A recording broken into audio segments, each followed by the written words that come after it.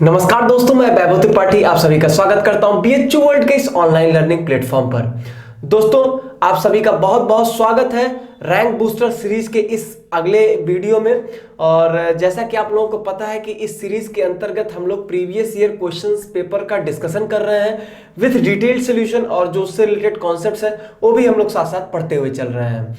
तो उसी सिलसिले में आप लोगों ने काफी वीडियोज अब तक देख लिया होगा, और उसमें मैं आपको अभी तक मैं जो इस वीडियो में डिस्कस करूंगा वो आपसे होगा बीएससी मैथ का 2018 का जो पेपर है, उसमें जो केमिस्ट्री पार्ट का है, केमिस्ट्री सेक्शन, वो मैं डिस्कस करूंगा। और मैं पिछले दो वीडियोस में आपके पहले दो वीडियोस में मैं आपके क्वेश्चन नंबर 83 तक डिस्कस कर चुका हूं। तो इस वीडियो में हम डिस्कस करेंगे क्वेश्चन नंबर 84 से 100 तक, मतलब इस वीडियो में हम लोग खत्म कर देंगे पूरा केमिस्ट्री सेक्शन। पहले मैं एक चीज बता दूं, ये बीएससी मैथ वालों के लिए तो बहुत ही इंपॉर्टेंट है, लेकिन खासकर बीएससी एजी, बीएससी बायो वाले जरूर देखें, और खासकर बीएससी बायो वाले तो जरूर कर, क्योंकि क्या होता है कई बार क्वेश्चन जो होते हैं वो इधर से उधर किए जाते हैं। बीएससी मैथ वालों बीएससी बायो का, बीएससी बायो वालों का बीएससी मैथ, इस तरीके से इंटर कन्वर्जन चलता रहता है। तो आप लोग वीडियो जरूर देखिए, क्योंकि हर एक क्वेश्चन आपके टॉपिक से ही रिलेटेड है, तो आपके ही लिए फायदेमंद होगा। दूसरी चीज, जिन्होंने दो वीडियोस ऑलरेडी देखा होगा उनको ये पता होगा कि मैं वहां पर भी ये बात बोला था कि जो आपका पेपर है वो आपका डिस्क्रिप्शन बॉक्स में मिल जाएगा, आप वहां से डाउनलोड कर मैं जो क्वेश्चन नंबर बोलूंगा 84, तो आप 84 पर ही उस क्वेश्चन को देखेंगे। ऐसा ना हो कि आप कोई दूसरा पेपर देख रहे हो, मैं कोई दूसरा पेपर से आपको बता रहा हूं। तो आप पेपर को डिस्क्रिप्शन बॉक्स से जाके डाउनलोड जरूर कर लें। और हमारे इस रैंक बूस्टर सीरीज आपको कैसी लग रही है ये भी आप हमें कमेंट बॉक्स में जरूर बताया करें, ताकि हमें भी मोटिवेशन मिलता रहे। चलिए हम लोग वीडियो को स्टार्ट करेंगे क्वेश्चन नंबर 84 से, लेकिन उससे पहले मैं आपको बता दूं कि बीएचयू वर्ल्ड कुछ कोर्सेज को लेकर ऑनलाइन क्लासेस भी प्रोवाइड करता है, जिसमें आपका है बीएससी एग्रीकल्चर है, बीएससी मैथ है, बीएससी बायोलॉजी है, बीएससी नर्सिंग है, बी आर्ट सोशल है, आपका बीएलएलबी एलएलबी, ऐसे सारे कोर्सेज हैं। तो अगर आपको किसी भी कोर्स में एडमिशन लेना हो, डिटेल में जानकारी चाहिए, तो डिस्क्रिप्शन बॉक्स में जाकर वहां से वीडियो का लिंक लेकर आप देख सकते हैं, ठीक है। तो चलिए हम लोग स्टार्ट करते हैं अपना क्वेश्चन। तो सबसे पहले जो है हम लोग क्वेश्चन नंबर देखेंगे अपना 84, और उम्मीद करता हूँ 83 तक आपको कोई भी दिक्कत नहीं आई होगी, दिक्कत नहीं ही आएगी, लेकिन आप कोशिश करिए कि जो मैं एक्स्ट्रा चीजें बताऊं उसको भी आप जरूर नोट कर लिया करें। तो चलिए स्टार्ट करते हैं इस सीरीज को। चलिए सबसे पहले हम लोग देख रहे हैं क्वेश्चन नंबर 84। 84 क्या कहता है, पूछता है कि बताइए ऐसा कौन सा टेस्ट है जो एसीटोन द्वारा नहीं दिया जाएगा। ठीक है, उसने 4 टेस्ट लिखा है, ऐसा कौन सा टेस्ट है जो एसीटोन नहीं देगा। इन्होंने देखिए क्या क्या लिखा है, 2,4 डीएनपी टेस्ट, पहला इन्होंने ये लिखा है। दूसरा इन्होंने लिखा है आयोडोफॉर्म टेस्ट। तीसरा इन्होंने लिखा है ब्रोमोफॉर्म टेस्ट। और चौथा इन्होंने लिखा है सिफ टेस्ट। ठीक है, तो सबसे पहले जरूरी जो बात है यहां पर वो ये है कि आपको चारों टेस्ट के बारे में पता होना चाहिए, नहीं तो आप क्वेश्चन को अटेम्प्ट नहीं कर पाएंगे। ठीक है, तो उम्मीद करता हूं आप इसको नोट कर लिए होंगे। मुझे बाकी ऑप्शंस याद है, मैं वैसे ही आपको करा देता हूं। देखिए सबसे पहला इसमें दिया गया 2,4 डीएनपी टेस्ट। ये 2,4 डीएनपी टेस्ट क्या होता है, तो सबसे पहले आपको ये पता होना चाहिए कि डीएनपी होता क्या है। तो देखिए डीएनपी क्या होता है, जो हम लोग लिखते हैं 2,4 डीएनपी, इसका मतलब क्या हो गया, इसका मतलब बहुत साफ है, इसका मतलब होता है 2,4 डाइनाइट्रोफेनिल हाइड्राजीन। क्या चीज, 2,4 डाइनाइट्रोफेनिल हाइड्राजीन। मैं लिख देता हूं, फिर रुकिए इसका स्ट्रक्चर बना लेता हूं, लिख देता हूं। ठीक है, NH2, ठीक है, और 2 पे और 4 पे पोजीशन पे 1 2 3 4 आपको 2 और 4 पे क्या लगाना है, डाइनाइट्रो, 2,4 डाइनाइट्रो। तो नाइट्रो ग्रुप मैंने लगा दिया, और इधर मैंने हाइड्रोजन लिख दिया और ये फेनिल बना दिया। तो इसी का नाम होता है 2,4 डाइनाइट्रो फेनिल हाइड्राजीन। ठीक है, इसी को हम लोग कहते हैं। ठीक है, अब पूछ रहा है क्या ये टेस्ट देता है कार्बोनिल, तो मैं आपको बता दूं, या उसने कीटोन के लिए पूछा है, एसीटोन के लिए बेसिकली। तो ये जो टेस्ट होता है ये हमारे सारे कार्बोनिल्स देते हैं, ठीक है। जितने भी आप कार्बोनिल जानते हो, एल्डिहाइड कीटोन, सारे एल्डिहाइड सारे कीटोन जो है वो डीएनपी टेस्ट देते हैं, 2,4 डीएनपी टेस्ट देंगे। होता क्या है, ये आपका H2 यहां से ऐसे निकल जाता है और जो आपका प्रोडक्ट है मैं यहां पर आपका बना देता हूं डबल बॉन्ड NH, और यहां से आप ऐसे उसको एज इट इज बना सकते हैं, ठीक है। तो इस तरीके से आप बना सकते हैं। तो पहली चीज ये हो गई कि जितने भी कार्बोनिल्स होते हैं, एल्डिहाइड हो कीटोन हो, ये आपका जो है वो टेस्ट जरूर देते हैं, ठीक है। इसमें कुछ कलरिंग वाली बात होती है कि आपका 2,4 डीएनपी का एक कलर होता है, और जब उसमें हम लोग कोई कार्बोनिल ऐड करते हैं तो इसका कलर बेसिकली कहा यह जाता है कि ऑरेंज भी कहा जाता है, कहने को रेड भी कहा जाता है, कभी कभी येलो कलर भी कहा जाता है, ठीक है। तो इस तरीके की आपके कोई भी कलर आ सकता है, तो आपको ये बेसिकली मतलब नहीं है, इस तरीके से आपको कलर एग्जैक्ट नहीं पूछेगा कि ऑरेंज कलर बन रहा है कि रेड कलर बन रहा है। आपको ये पता होना चाहिए कि सारे के सारे कार्बोनिल, चाहे वो एल्डिहाइड हो, ठीक है, चाहे वो आपका एल्डिहाइड हो, चाहे वो आपका कीटोन हो, ठीक है। तो कुल मिला के हिसाब से एसीटोन तो जो है वो ये टेस्ट देगा, ठीक है। तो चलिए आगे बढ़ते हैं अब हम लोग, आप समझ गए इस बात को। चलिए आगे बढ़ते हैं अब हम लोग अपना दूसरा टेस्ट देखते हैं। इन्होंने जो सेकंड और थर्ड ऑप्शन दिया है उसमें बेसिकली इन्होंने हेलोफॉर्म टेस्ट दिया है। एक इन्होंने क्या लिखा है, एक आइडोफॉर्म टेस्ट और एक इन्होंने ब्रोमोफॉर्म टेस्ट पूछा। दोनों क्या है, एक हेलोफॉर्म टेस्ट ही तो है, हेलोफॉर्म टेस्ट के अंतर्गत ही आता है। तो अब हम लोग ये पढ़ लेते हैं कि हेलोफॉर्म नाम की बीमारी क्या है, हेलोफॉर्म टेस्ट कौन देता है कौन नहीं देता है, उससे हमारी सारी चीजें क्लियर हो जाएंगी। देखिए मैं आपको बहुत आसानी से बता रहा हूं, कंफ्यूज मत होइएगा इन सब चीजों में। मैं आपको यहां पर लिख रहा हूं कि ये दो ग्रुप्स होते हैं। देखिए मैं क्या लिख रहा हूं, पहले आप देखिए तब समझेंगे। CH3CHOH ये आपका एक सेकेंडरी अल्कोहल, और CH3CO ये।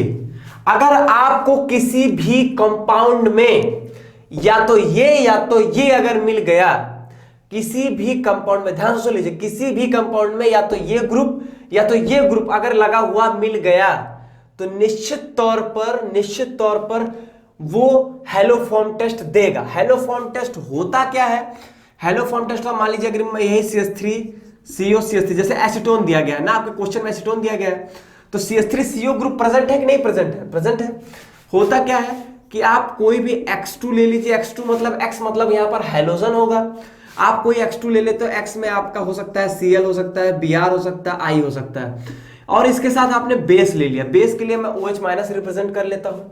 तो यहां पर आपका बनता क्या है, आपको यह ध्यान देना, यहां पर आपका बनेगा पहला बात तो CHX3, ठीक है, CHX3 बनेगा। ये हो सकता है आपका क्लोरोफॉर्म बन जाए, ब्रोमोफॉर्म बन जाए, आइडोफॉर्म बन जाए, कुछ भी बन सकता है। CHCl3 क्या होता है, क्लोरोफॉर्म, सब जानते हैं, ठीक है। और प्लस जो है आपका यहां पर क्या बनता है, एसिड का सॉल्ट बनता है, ठीक है। इस तरीके से आपका CH3COO-, ठीक, ये बात आप याद रखेंगे पहली चीज, ठीक है। ये दोनों ग्रुप आपका प्रेजेंट होना ही चाहिए। एक एग्जांपल मैं देता हूं, जैसे आप अगर मान लीजिए पूछते हैं क्या सर ये देगा, ठीक है, ये भी एक कीटोन ही है, ऐसा तो है नहीं कि ये कीटोन नहीं था और ये कीटोन है, मतलब ये था और ये नहीं है, ये भी एक कीटोन है, लेकिन ये कभी भी आपका आइडोफॉर्म टेस्ट नहीं दे सकता, हेलोफॉर्म टेस्ट नहीं दे सकता। हेलोफॉर्म बोल दिया, इसका मतलब ब्रोमोफॉर्म, आइडोफॉर्म सब आ गया आपका, ठीक है।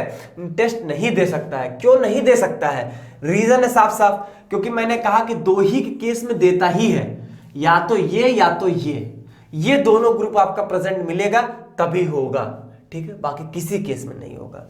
और यहां पर ऐसा प्रेजेंट नहीं है, इसलिए यहां पर नहीं टेस्ट देगा। बहुत क्लियर कट है, इधर उधर नहीं दिमाग अपने लड़ाना है, ठीक है। तो उस हिसाब से कीटोन जो होगा ये, सॉरी एसीटोन जो होगा वो ये टेस्ट आपका दे देगा, ठीक है। चलिए आगे देखते हैं हम लोग।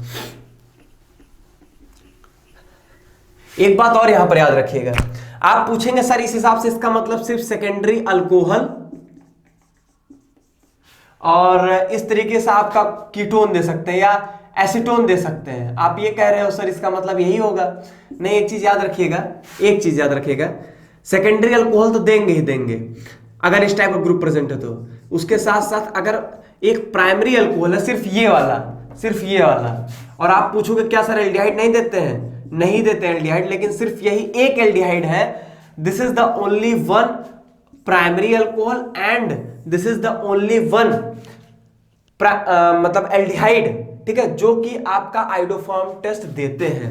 तो यहां पर अगर H2OH- लगेगा तो ये टेस्ट देंगे, ठीक है, याद रखिएगा इस चीज को। ऐसे हम पर्टिकुलर आइडोफॉर्म टेस्ट कराते हैं जब हम लोग I2 और OH- में मान लीजिए NaOH हम ले लेते हैं, I2 NaOH, तो आपका येलो कलर का सोल्यूशन बनता है। वो सब का कोई बहुत मतलब नहीं है, लेकिन आप जानना चाहते हैं तो एनसीईआरटी प्रेफर कर लीजिए। जो वहां पर कलर लिखा हो वही मानिएगा और कोई कलर मत मानिएगा, ठीक है। नहीं तो बुकों में अलग अलग मिल जाता है, कहीं पर येलो लिख देंगे, कहीं ऑरेंज लिख देंगे, कहीं रेडिश ब्राउन, कुछ भी लिखा जा सकता है, लेकिन यहाँ पर तो येलो ही लिखते हैं सब लोग मैक्सिमम, ठीक है। लेकिन मेरे कहने का मतलब ये था, कलर के लिए एनसीईआरटी प्रेफर करिए, जो वहां लिखा गया है वही आपके एग्जाम में भी वही माना जाएगा, ठीक है, और किसी बुक का नहीं माना जाएगा। तो इसका मतलब ऑप्शन 2 और 3 भी गलत हो गया। तो भाई आंसर तो साफ हो गया कि आपका चौथा ही होगा। लेकिन चौथा है क्या आपका? चौथा है हमारा स्विफ्ट टेस्ट। अब ये स्विफ्ट टेस्ट क्या, कौन सी बला है? स्विफ्ट टेस्ट क्या होता है? स्विफ्ट टेस्ट के बारे में हम लोग जानते हैं। स्विफ्ट टेस्ट बहुत सीधी सी बात है। पहले चीज तो ये जान लीजिए कि ये सिर्फ आपके एल्डिहाइड्स के लिए होती है, सिर्फ एल्डिहाइड्स के लिए। कीटोन इसको नहीं देते हैं ये टेस्ट, और इसीलिए आपका एसीटोन नहीं दे रहा है। होता क्या है इस टेस्ट में? होता ये है, थोड़ा सा लैंग्वेज याद रखिएगा, कि जब हम लोग, रुकिए मैं लिख लेता हूं तब समझाता हूं आपको। रोजानिलाइन हाइड्रोक्लोराइड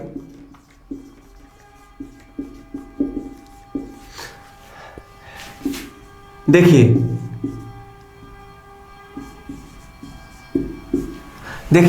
ये क्या है? रोजानिलाइन हाइड्रोक्लोराइड। जब ये जो होता है, ये आपका बेसिकली जो होता है वो पिंक कलर का होता है, ठीक है, पिंक कलर का होता है। लेकिन इस रोजानिलाइन हाइड्रोक्लोराइड से जब हम लोग SO2 एक्वस मीडियम में पास करते हैं, जब हम लोग SO2 एक्वस मीडियम में इसके थ्रू पास करते हैं, तो जो आपका रिजल्टिंग सॉल्यूशन बनता है वो कलरलेस होता है। क्या बन जाता है? Colourless solution. इस कलरलेस सॉल्यूशन में जब हम लोग एल्डिहाइड डालते हैं, सिर्फ एल्डिहाइड बात कर रहा हूं, कीटोन नहीं कहेंगे यहां पर, एल्डिहाइड बात करते हैं, तो पिंक कलर जो होता है, पिंक कलर रीअपीयर, ठीक है। तो टेस्ट के बारे में भी आप जान लीजिए, कुछ नहीं होता है, रोजानिलाइन हाइड्रोक्लोराइड होता है पिंक कलर का। उसमें जब SO2 एक्वस मीडियम में पास करते हैं, सोल्यूशन आपका कलरलेस बन जाएगा। उसमें जब आप एल्डिहाइड डालेंगे तो पिंक कलर रीअपीयर हो जाता है, ठीक है। तो कोई भी इसमें लोड लेने वाली बात नहीं है। आपको याद रहे ना रहे, रोजानिलाइन हाइड्रोक्लोराइड पिंक कलर का होता है, कोई मतलब नहीं है। ये पता हो कि एल्डिहाइड्स देते हैं, कीटोन्स नहीं देते, इतना पता होगा, क्वेश्चन निकाल ले जाएंगे, ठीक है। आपको बता दो, ये आपको थोड़ा कंट्रोवर्शियल मिलेगा, कंट्रोवर्शियल मिलेगा। मैं बता रहा हूं क्या, कि जो आपका कीटोन्स तो हमारे स्विफ्ट टेस्ट नहीं देते हैं, लेकिन जो आपका एसीटोन है वो कहीं कहीं पर आपको ये देखने को मिलेगा कि ये आपका स्विफ्ट टेस्ट जो होता है थोड़ा स्लोली देता है, लेकिन देता है। स्विफ्ट टेस्ट देता है लेकिन स्लोली देता है। ये आपको कहीं कहीं देखने को मिल सकता है, और उसके लिए मैं कुछ नहीं कर सकता, लेकिन आपके क्वेश्चन के हिसाब से तो यही सही होगा, स्विफ्ट टेस्ट ही सही होगा, क्योंकि बाकी सारे टेस्ट बिना किसी कंट्रोवर्सी देते हैं, लेकिन ये टेस्ट जो थोड़ा सा कंट्रोवर्शियल है, थोड़ा सा ध्यान रखिएगा तो आपके लिए ही बेहतर होगा, ठीक है। आप देखेंगे कहीं पर इसको दिखाएगा कि देता है, कहीं पर नहीं देता है, ठीक है। चलिए आगे बढ़ते हैं अब हम लोग। क्वेश्चन नंबर 84 की कहानी खत्म, क्वेश्चन नंबर 85। तो यहां से आपने चारों टेस्ट सीख लिया, उम्मीद करता हूं सीखा जरूर होगा आप लोगों ने। क्वेश्चन नंबर 85 पढ़ते हैं हम लोग। क्वेश्चन नंबर 85 देखिए वहां से है जहां से मैं हमेशा अपने हर वीडियो में बता जरूर देता हूं एक बार, कि देखिए अगर एटॉमिक स्ट्रक्चर चैप्टर आप पढ़ रहे हैं तो पहली चीज वहां पर आप क्या जरूर पढ़ के जाएंगे, वो होगा आपका क्वांटम नंबर। क्वांटम नंबर वाला जितना अब उधर का पोर्शन है, इलेक्ट्रॉनिक कन्फिग्रेशन, क्वांटम नंबर, वो सब पढ़ के जाइए। दूसरी चीज आप हाइड्रोजन स्पेक्ट्रम जो पढ़ते हैं, हाइड्रोजन लाइन स्पेक्ट्रम जो होता है आपका, ठीक है, जिसमें लाइमन बाल्मर ये सब सीरीज आती है, वो आपका पढ़ा होना ही चाहिए, ठीक है। बाकी इसमें डी ब्रॉगली है, हुन्स रूल है, ठीक है, पॉली एक्सक्लूजन प्रिंसिपल है, ये सब थोड़ी थोड़ी चीजें, हाफ वाउ प्रिंसिपल जो आता है, N+N रूल जो है, ये सब उधर का ही पोर्शन है क्वांटम वाला, ठीक है। उतना पढ़ लीजिए और इधर ये पढ़ लीजिए, आपका कुछ गलत नहीं होगा, ठीक है। लेकिन ये नहीं पढ़ के जाएंगे, गलत भी हो जाएगा, ठीक है। चलिए अगला क्वेश्चन वहीं से है, कहता है कि the emission spectrum of the hydrogen first discovered and the region of the electromagnetic spectrum it belongs. कुछ नहीं कहा है, कहता है कि जो हाइड्रोजन स्पेक्ट्रम आप लोग पढ़ते हो उसमें ये बताओ कि आप लोगों ने पढ़ा होगा कि लाइमन सीरीज है, बाल्मर है, पाश्चन है, ब्रैकेट है, पुफुंड है, हम्फ्री है। बताइए इसमें सबसे पहला कौन सा डिस्कवर किया गया था और वो किस रीजन में पाया जाता है। तो पहले आपको पता होना चाहिए होते क्या कौन कौन से हैं। एक होता है लाइमन, एक होता है बाल्मर, एक होता है पाश्चन, स्पेलिंग हो सकता है थोड़ा ऊपर नीचे देख लीजिएगा, पाश्चन। एक होता है आपका ब्रैकेट, एक होता है आपका पुफुंड, एक होता है हम्फ्री। और आपको यह पता होना चाहिए कि सबका रीजन वाइज पता होना चाहिए कौन किस रीजन में पाया जाता है, ठीक है।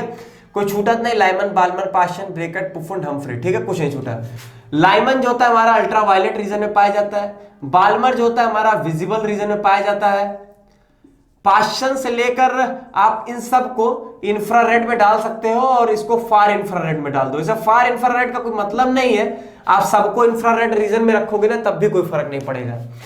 तो बात आती है आपके ऑप्शन में जो मिलेगा आपको वो लाइमन और बाल्मर को मिलाएगा, ठीक है। आपके जो ऑप्शन लिखे गए वो लाइमन और बाल्मर को लेकर लिखे गए हैं। जैसे पहला ऑप्शन है आपका लाइमन अल्ट्रावायलेट, चलिए ऑप्शन तो सही ही दिया गया है, ठीक है। सही होगा नहीं होगा बात की बात है। लाइमन विजिबल, ये तो बात बिल्कुल गलत हो गई। बाल्मर यूवी बिल्कुल गलत है। बाल्मर विजिबल भी आपका सही बैठ रहा है। इसका मतलब दोनों में से कोई का आंसर है। और बेसिकली हमारी आदत होती है कि हम लोग जो पहला लिखा होता है उसी को टिक मार देते हैं, ऐसा गलत हो जाएगा। यहाँ पर ये नहीं होगा, यहाँ पर ये आंसर होगा। सबसे पहले बाल्मर डिस्कवर किया गया था, ठीक है। एक मिनट, बाल्मर आपका ही सबसे पहले डिस्कवर किया गया था। इस चीज को बहुत अच्छे से याद रखिएगा। थोड़ा सा इसमें स्क्रॉल हो गया, एक मिनट। हाँ, क्वेश्चन में मेरे वापस आ जाता हूँ। हाँ ठीक है। तो आपका जो चौथा ऑप्शन दिया गया था वही सही होगा। याद रखिएगा बाल्मर सबसे पहले होता है। और यहां पर याद रखिएगा कि बाल्मर में क्या सिस्टम चलता है, बाल्मर में क्या सिस्टम चलता है, इसमें ट्रांजिशंस कैसे होते हैं आपको पता होना चाहिए। कि जो यहां पर N2 होता है जो फाइनल आएगा हमेशा सेकंड आपका N2 की वैल्यू वहां पर 2 होती है। इसका मतलब क्या हो गया आपका, अगर N2 की वैल्यू 1 होती है तो लाइमन होता है, मतलब क्या, ग्राउंड स्टेट पर, मतलब कहीं से भी आएगा ग्राउंड स्टेट पर। जो ट्रांजिशन होती है वो कहीं से भी, जैसे चौथे स्टेट से हो सकती है ग्राउंड स्टेट पर, पांचवें से ग्राउंड स्टेट कहीं से हो सकती है, तो उस केस में लाइमन होता है। लेकिन अगर आपका मान लीजिए कि सेकेंड एक्साइटेड स्टेट से अगर फर्स्ट एक्साइटेड स्टेट आता है, इसका मतलब क्या होता है, देखिए आपको एक चीज बताता हूं। पहला क्या होता है, ग्राउंड स्टेट। n = 1 अगर लिख दिया हूं तो ये ग्राउंड स्टेट हो गया। n = 2 लिख दिया, first excited state. n = 3 second excited state. यही मैं कह रहा हूं, अगर सेकंड एक्साइटेड स्टेट से आप फर्स्ट एक्साइटेड स्टेट में आते हो तब आपको बाल्मर जो है वो मिलेगा, ठीक है। ऐसे आप चाहो तो 4 से भी आ सकते हो। लेकिन देखिए क्या मतलब हुआ कि आप कहीं से भी चलो लेकिन आप आओगे कहां पर, N2 = 2, यही लिखा जाता है हम लोग का, ठीक है। आपका यहाँ पर N1 जो है वो 3, 4, 5, 6 कुछ भी हो सकता है। ऐसे ही N2 = 1 होता है किसके लिए, लाइमन के लिए। लाइए मैं सबके लिए कहिए तो लिख देता हूं।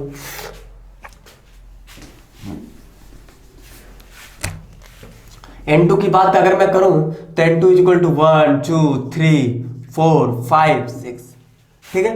N2 का मतलब समझ रहे हैं ना क्या हुआ, ट्रांजिशंस की अगर मैं बात करता हूं N1 to N2, इसका मतलब समझ रहे हैं आप, किसी N1 स्टेट से, एनर्जी स्टेट से N2 एनर्जी स्टेट पे।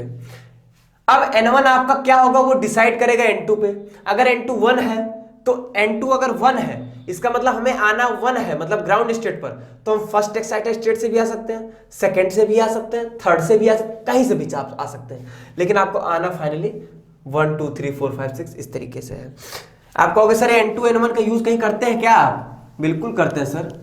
आपने अगर फॉर्मूला पढ़ा होगा तब जानते होंगे, नहीं जानते होंगे, ऐसा भी हो सकता है। एक फॉर्मूला था न्यू बार = 1/λ = रिडबर्ग कांस्टेंट × 1/n1² - 1/n2²। ये फॉर्मूला आपको याद होना चाहिए, ठीक है। Nu bar is equals to 1 upon lambda. Nu bar क्या होता है, हमारा वेव नंबर होता है। हो सकता है कि आपके इससे भी क्वेश्चंस आ जाते हैं आपके, ठीक है, इस फॉर्मूले से। 1 अपॉन लैम्डा, लैम्डा हो जाएगी क्या आपकी सिंपली वेवलेंथ है, और आर एच जो है आपका रिडबर्ग कांस्टेंट है, ठीक है। और रिडबर्ग कांस्टेंट है, इसकी वैल्यू में थोड़ा सा कंफ्यूज हूं, लेकिन आप लोग थोड़ा देख लीजिएगा गूगल करके। 109327 सेंटीमीटर इनवर्स होती है मे बी, ठीक है। थोड़ा सा डिजिट इधर उधर हो सकता है, तो इसको गूगल करके देख लीजिएगा। बाकी आपके पेपर में आपको दी रहेगी वैल्यू, चिंता मत करेगा, याद नहीं करना है इसको। Into 1 upon n1 square minus 1 upon n2 square. अभी जो मैंने n1 n2 की बात की वही यहाँ पर n1 n2 हम लोग रखते हैं। n1 हमारा इनिशियल कहा जाता है और n2 हमारा फाइनल कहा जाता है, ठीक है। यहां से एक क्वेश्चन और आता है आपका, बताऊं क्या? देखिए यहां पर क्वेश्चन आपका कुछ नहीं पूछा, लेकिन मैं आपको बता काफी कुछ दे रहा हूं। यही हम लोग की खासियत थी इस सीरीज की, जिसका उम्मीद करता हूं कि आप लोग को पसंद आ रहा होगा। देखिए यहां पर एक क्वेश्चन हमेशा पूछता है कि नंबर ऑफ स्पेक्ट्रल लाइंस कितनी होंगी। क्या पूछता है क्वेश्चन आपका? नंबर ऑफ स्पेक्ट्रल लाइंस, ठीक है। पूछेगा, कहेगा कि किसी, मान लीजिए इस तरह दे देगा कि किसी जैसे कहीं से कहीं का ट्रांजिशन हो रहा है, कहीं से मान लीजिए n1 से किसी n2 पे ट्रांजिशन हो रहा है, ठीक है। तो बताइए कि कितना आपका स्पेक्ट्रल लाइंस होंगी। तो जो स्पेक्ट्रल लाइंस लिखी जाती है वो इस तरह लिखी जाती है, n2 minus n1 into n2 minus n1 plus 1 upon 2, ठीक है।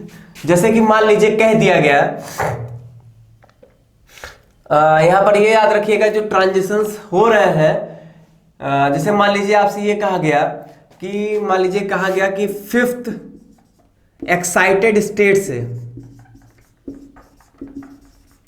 5th excited state to ground state, ये ट्रांजिशन किया जा रहा है 5th एक्साइटेड स्टेट से, ठीक है। तो यहां पर क्या हो जाएगा आपका, देखिए यहां पर फॉर्मूला थोड़ा चेंज कर लीजिएगा। सही ये भी फॉर्मूला है, लेकिन जो जिस टर्म में मैंने ये बोल दिया कि n1 से n2 ट्रांजिशन होगा, उस टर्म में गलत हो जाएगा, ठीक है। n1 माइनस n2 हो जाएगा, ठीक है।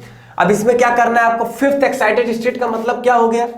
5th एक्साइटेड स्टेट मतलब n1 की वैल्यू कितनी हो जाएगी हमारी? 6 हो जाएगी। 5th एक्साइटेड, जैसे क्या होता है फर्स्ट एक्साइटेड स्टेट की वैल्यू कितनी होती है? 2 होती है, तो ऐसे 5th एक्साइटेड स्टेट की वैल्यू क्या हो जाएगी? 6, ठीक है। और n1 से n2 कहां पर आ रहा है? ग्राउंड स्टेट में आ रहा है, तो n2 इक्वल टू 1 हो गया। तो क्या हो जाएगा? 6 minus 1 plus 1, that is the 6 ही आ जाएगा, अपॉन 2 आ जाएगा। देख लीजिए कितना है, 5 6 30 2 15 स्पेक्ट्रल लाइंस आपकी टोटल आ जाएंगी। इस तरीके से नंबर ऑफ स्पेक्ट्रल लाइंस भी आता है, ठीक है। याद रखिएगा अगर n1 से n2 ट्रांजिशन है तो n1 minus n2 into n1 minus n2 plus 1 upon 2, ठीक है। और इस चीज का याद रखिएगा, 5th एक्साइटेड स्टेट कह रहा है तो वैल्यू 6 होगी, ठीक है। कैसे समझ चुके होंगे, अब इतना भी ज्यादा समय नहीं दे देना है। चलिए अगला क्वेश्चन देखते हैं हम लोग। अगला क्वेश्चन क्या कहता है आपका, क्वेश्चन नंबर 86 क्या कहता है? कहता है कि एक इलेक्ट्रॉन है और जिसकी जो काइनेटिक एनर्जी इन्होंने दिया है, एक इलेक्ट्रॉन है विद द काइनेटिक एनर्जी क्या दिया? 100 इलेक्ट्रॉन वोल्ट, पहली चीज। दूसरी चीज पोटेंशियल एनर्जी 0 दिया गया है, ठीक है। पोटेंशियल एनर्जी कितना दिया? 0 दिया, ठीक है, उसका कोई मतलब भी नहीं होगा। तो पूछ रहा है कि बताइए वेवलेंथ क्या होगी, ठीक है। आपसे लैम्डा पूछ रहा है और इसके लिए इन्होंने मास दिया है इलेक्ट्रॉन का। मास ऑफ इलेक्ट्रॉन कितना दिया है? 9.1 इंटू 10 की पावर माइनस 31 kg, ठीक है। जनरल सॉल्यूशन पे इसके जाएंगे ना तो फिर क्वेश्चन आपको बहुत डिफिकल्ट लगेगा। इसको तो ऑप्शन से आपको क्वेश्चन को पकड़ना था, ठीक है। जो आपका क्वेश्चन का ऑप्शन है ना, आप उससे क्वेश्चन पकड़ेंगे। क्वेश्चन का जितने भी ऑप्शंस आप देखिए अगर अपने पेपर में, तो 1.23 इंटू 10 की पावर माइनस 10 ही लिखा है। ये सब में कॉमन है। मीटर लगा दिया, सेंटीमीटर लगा दिया, एंगस्ट्रॉम लगा दिया, किलोमीटर लगा दिया।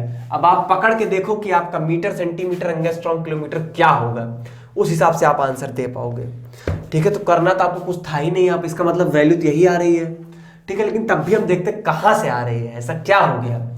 तो देखिए बेसिकली अगर आप लोगों ने डी ब्रॉगली वेवलेंथ पढ़ा होगा तभी आपसे क्वेश्चन हो पाएगा, ठीक है। डी ब्रॉगली वेवलेंथ में ही इसका सोल्यूशन छिपा हुआ है। होता क्या डी ब्रॉगली वेवलेंथ में आपको बताता हूं एक बात वहां पर कि देखिए डी ब्रॉगली ने ये बताया था कि डुअल नेचर ऑफ मैटर होता है, कि मैटर जो होते हैं वो as a particle and as a wave दोनों बिहेव करते हैं। इसीलिए वहां पर दो साइंटिस्टों की मदद से एक वेवलेंथ की वैल्यू आती है, एक लैम्डा जो डी ब्रॉगली वेवलेंथ कहा गया वो यहां से आता था कि E is equal to h nu होता है एच सी अपॉन लैम्डा, और E is equal to m c square Einstein बाबा दे के गए थे, दोनों को इन्होंने कर दिया बराबर। ठीक है, दोनों को बराबर करने से क्या हो गया, अब ध्यान तो मैं आपको डेरिवेशन टाइप का करा दे रहा हूं। ठीक है, तो यहां लैम्डा इज इक्वल टू क्या आ गया, एच अपॉन एम सी। ठीक है, अब मैं जनरल वेलोसिटी मान के चलता हूं, यहां स्पीड ऑफ लाइट नहीं लेके चलेंगे हम लोग, तो लैम्डा इज इक्वल टू क्या हो जाएगा, एच अपॉन एम वी। ठीक है, कोई पार्टिकल है जिसकी वेलोसिटी v है, मास m है, और h आपका क्या होता है, प्लैंक कांस्टेंट होता है। ठीक है, लैम्डा क्या आपकी वेवलेंथ है। ठीक है, तो इस तरीके से लैम्डा आ जाता है, और यहीं पर हम लोग ये भी लिख सकते हैं lambda is equal to H upon P भी लिख सकते हैं, क्योंकि p क्या है, मोमेंटम है, momentum is equal to m v ही होता है, ये सब लोग जानते हैं, p is equal to m v. ठीक है, मोमेंटम। ठीक है, लिखने की जरूरत नहीं, जानते हैं। ठीक है, और फिर आपको ये पता होना चाहिए कि काइनेटिक एनर्जी और मोमेंटम में रिलेशन होता है पी स्क्वायर अपॉन 2m। देखिए काइनेटिक एनर्जी तक आप पहुंच कैसे रहे हैं, ध्यान दीजिएगा, बहुत सारे फॉर्मूले मिल जा रहे हैं आपको इंपॉर्टेंट, इसमें आपके इस फॉर्मूले से भी क्वेश्चन आता है। ठीक है, इस वाले से तो आता ही है, तो यहां से आप मोमेंटम की वैल्यू निकाल लेंगे, तो क्या आ जाएगी, under root 2m kinetic energy is equal to momentum. ठीक है, तो लैम्डा इज इक्वल टू क्या हो जाएगा, h upon under root 2m kinetic energy. मिल गया आपको सब कुछ, फॉर्मूला मिल गया आपको, मिल चुका है। h की वैल्यू सबको पता होती है, प्लैंक कांस्टेंट है 6.6 इंटू 10 की पावर माइनस 34 जूल सेकंड में आता है। मास ऑफ इलेक्ट्रॉन दिया गया, काइनेटिक एनर्जी आपकी दी गई है। तो बात आएगी सर इसका मतलब अगर मैं ये सब वैल्यूज रखूंगा तो यहां पर आंसर आ जाएगा, बिल्कुल आ जाएगा, लेकिन अगर यूनिट का ध्यान नहीं देंगे तो कुछ नहीं आएगा आपका। ठीक है, तो मैं ऐसा करता हूं कि बीच वाली थोड़ी क्वांटिटी में मिटा देता हूं, और उम्मीद करता हूं कि आप इन सब चीजों को नोट कर लिए होंगे, नहीं किए होंगे तो पॉज करके तुरंत नोट कर लीजिए। चलिए अब मैं मिटा देता हूं, ये सब मैं थोड़ा सा मिटा ही देता हूं। ठीक है, ये भी हमारे किसी काम का नहीं है, ये भी नहीं है, ये सब मिटा देता हूं मैं। ठीक है, बेसिकली मैं फॉर्मूला पे एनालाइज कराऊंगा आपको, थोड़ा सा आपको यूनिट का थोड़ा सा खेल दिखाना चाहता हूं मैं। आपकी जो काइनेटिक एनर्जी दी गई वो इलेक्ट्रॉन वोल्ट में दी गई है, आप जो h रखने वाले हो ये तो फिक्स है, तो कांस्टेंट है, क्या रखते हो 6.6 इंटू 10 की पावर माइनस 34 जूल सेकेंड, क्या लिखते हो, जूल सेकेंड। ध्यान देना, नीचे आइए, आप मास किस में रखेंगे, केजी में रखेंगे, बिल्कुल रख दीजिए, कोई दिक्कत नहीं है। इसके बाद आपकी जो काइनेटिक एनर्जी है वो कितनी, 100 इलेक्ट्रॉन वोल्ट है। इलेक्ट्रॉन वोल्ट में तो हम नहीं रख पाएंगे, क्योंकि ऊपर मैंने एक एनर्जी की यूनिट जो है वो जूल यूज कर लिया, तो नीचे भी मैं जो काइनेटिक एनर्जी मतलब एनर्जी की जो यूनिट है उसको जूल में ही लिखूंगा। उसके लिए आपको ये पता होना चाहिए पहली बात तो कि एक इलेक्ट्रॉन वोल्ट में 1.6 इंटू 10 की पावर माइनस 19 जूल होता है। ठीक है, ये आपको पता होगा तब आप ये लगाओगे। आप कहोगे सर एक बात बताइए, इतने देर से लिखते चले जा रहे हैं, इतना कैलकुलेशन करेंगे पेपर में, तो पेपर भी आपसे कहां कैलकुलेशन मांग रहा है, वो तो बता दिया कि 1.23 इंटू 10 की पावर माइनस 10 ही आएगी वैल्यू, ये फिक्स कर दिया, क्योंकि चारों ऑप्शन यही दिया गया। तो आप अगर ये वैल्यू निकालने जाओगे ना तो बेवकूफ हो, आप बस ये पकड़ने की कोशिश करो कि ये कैसे आया है। तो ये ऐसे ही आया होगा जब मैं इलेक्ट्रॉन वोल्ट को जूल में कन्वर्ट कर लूंगा तब, क्योंकि ऊपर भी जूल में है। अब देखिए आप देखिए आपको मिल जाएगा आंसर कैसे, यहां 10 की पावर माइनस 31 है, और यहां पर आपका कितना है 10 की पावर माइनस 19, मतलब ये दोनों मिलके कितना हो जाएगा 10 की पावर 50 माइनस 50, 10 की पावर माइनस 50। इसकी मदद से कितना हो जाएगा 10 की पावर माइनस 48, इसका अंडर रूट लगा हुआ है तो 10 की पावर माइनस 24, 10 की पावर माइनस 24 ऊपर जाएगा तो माइनस 34 प्लस 24 कितना बन जाएगा 10 की पावर माइनस 10। यही आंसर आपका पूछा, इसका मतलब इसको मैंने जूल में कन्वर्ट किया, इसका मतलब मैं सबकी एसआई यूनिट यूज कर रहा हूं। तो जो आपका लैम्डा निकलेगा, लैम्डा एक प्रकार की डिस्टेंस है, डिस्टेंस की जो एसआई यूनिट होती है वो आपका मीटर होता है, इसलिए आंसर में आपका मीटर वाला सही होगा। समझे मेरी बात कि नहीं समझे, समझ गए, बहुत अच्छी बात है। ठीक है, तो आपको 10 की पावर से पकड़ना था कि यहां पर ये जूल में कन्वर्ट करा रहा है इलेक्ट्रॉन वोल्ट को, और वो करेंगे तभी 10 की पावर -10 आ रहा है। इसका मतलब सब कुछ एसआई यूनिट ही अगर रखी जा रही है तो डिस्टेंस भी एसआई यूनिट में ही आएगा। ठीक, तो सब कुछ प्लैंक कांस्टेंट का खेला था। चलिए नोट कर लीजिए, देख लीजिए जैसा जो करना हो और सॉल्व कर लीजिएगा, यही वैल्यू आएगी, ऐसा नहीं कि वैल्यू कुछ अलग आ जाएगी। ठीक है, आपका मन है आप सॉल्व कर सकते हैं। चलिए आगे बढ़ते हैं, नहीं तो फिर वीडियो की लेंथ बहुत बड़ी हो जाएगी और फिर होगी दिक्कत, आपको नहीं हमें। चलिए क्वेश्चन नंबर अब हम लोग देखेंगे कौन सा, थोड़ा सा मैं और इधर शिफ्ट हो लेता हूं, बोर्ड इतना बड़ा होने के बावजूद सही से यूज ना करना फिर गलत है ना। क्वेश्चन नंबर 87 हम लोग देखते हैं। 87 क्या कहता है हमारा? 87 बहुत ही आसान क्वेश्चन है, थोड़ा सा दिमाग लगाना नहीं है, बस करना है। कहता है कि दो एलिमेंट्स हैं आपके ए एंड बी, वो कंबाइन होकर दो चीजें बना रहे हैं। क्या क्या बना रहे हैं? एक तो बना रहा है AB2 और एक बना रहा है A3B2। ये दो चीजें बन रही हैं ए और बी कंबाइन होके। कहता है कि जब 0.1 मोल ऑफ AB2 की बात करें, इसका 0.1 मोल लेने पर वेट कितना आ रहा है? 10 ग्राम आ रहा है। ठीक है, 0.1 मोल लेने पर कितना आ रहा है? 10 ग्राम आ रहा है। और क्या हो रहा है? A3B2 का जब 0.05 मोल लेते हैं तो उस केस में इसका जो वेट है वो कितना आता है? 9 ग्राम। आपको क्या बताना है? आपको A एंड B का एटॉमिक वेट बताना है। ठीक है, क्या बताना है? Atomic weight. This is the question. बताइए, इस क्वेश्चन में कुछ दम है? कुछ नहीं है, बेवकूफ बनाया आपको लैंग्वेज देख के लगता है बहुत खतरनाक क्वेश्चन, कुछ नहीं है। एटॉमिक वेट ही बताना है, बहुत आसानी से बताएंगे हम लोग। सिंपल मोल की डेफिनेशन अगर आपको पता है कि mole is equal to weight upon molecular weight, question हो जाएगा। ठीक है, कुछ नहीं करना है हमें। इसका 0.1 मोल लिया, ले लेते हैं। Mole is equal to weight upon molecular weight. Molecular weight में हम लोग पहले ही क्या मान ले, हम एटॉमिक वेट मान के चल रहे हैं, ए का x है और बी का y है। ठीक है, ये मैंने एज्यूम कर लिया कि इनके एटॉमिक वेट्स जो है वो मैंने एज्यूम कर लिया, और यही x और y की वैल्यू मैं फाइनली आपको निकाल कर दिखा दूंगा। ठीक है, एटॉमिक वेट मैंने एज्यूम किया है, तो AB2 का मॉलिक्यूलर वेट कैसे लिखेंगे? बताइए कैसे लिखेंगे? x plus 2y। ऐसे तो लिखते हैं जैसे अगर CO2 होता है तो क्या करते हैं? कार्बन का जोड़ते हैं प्लस 2 इंटू ऑक्सीजन का करते हैं। वही चीज मैंने यहां पर किया है, बस इसने क्या किया? जनरलाइज्ड वे में दे दिया, ऐसे में सबकी हालत खराब हो गई थी। ठीक है, तो करना ही क्या इसमें? अब सिंपली सॉल्व करिए ना इस क्वेश्चन को। हाँ, तो क्या हो जाएगा? x plus 2y is equals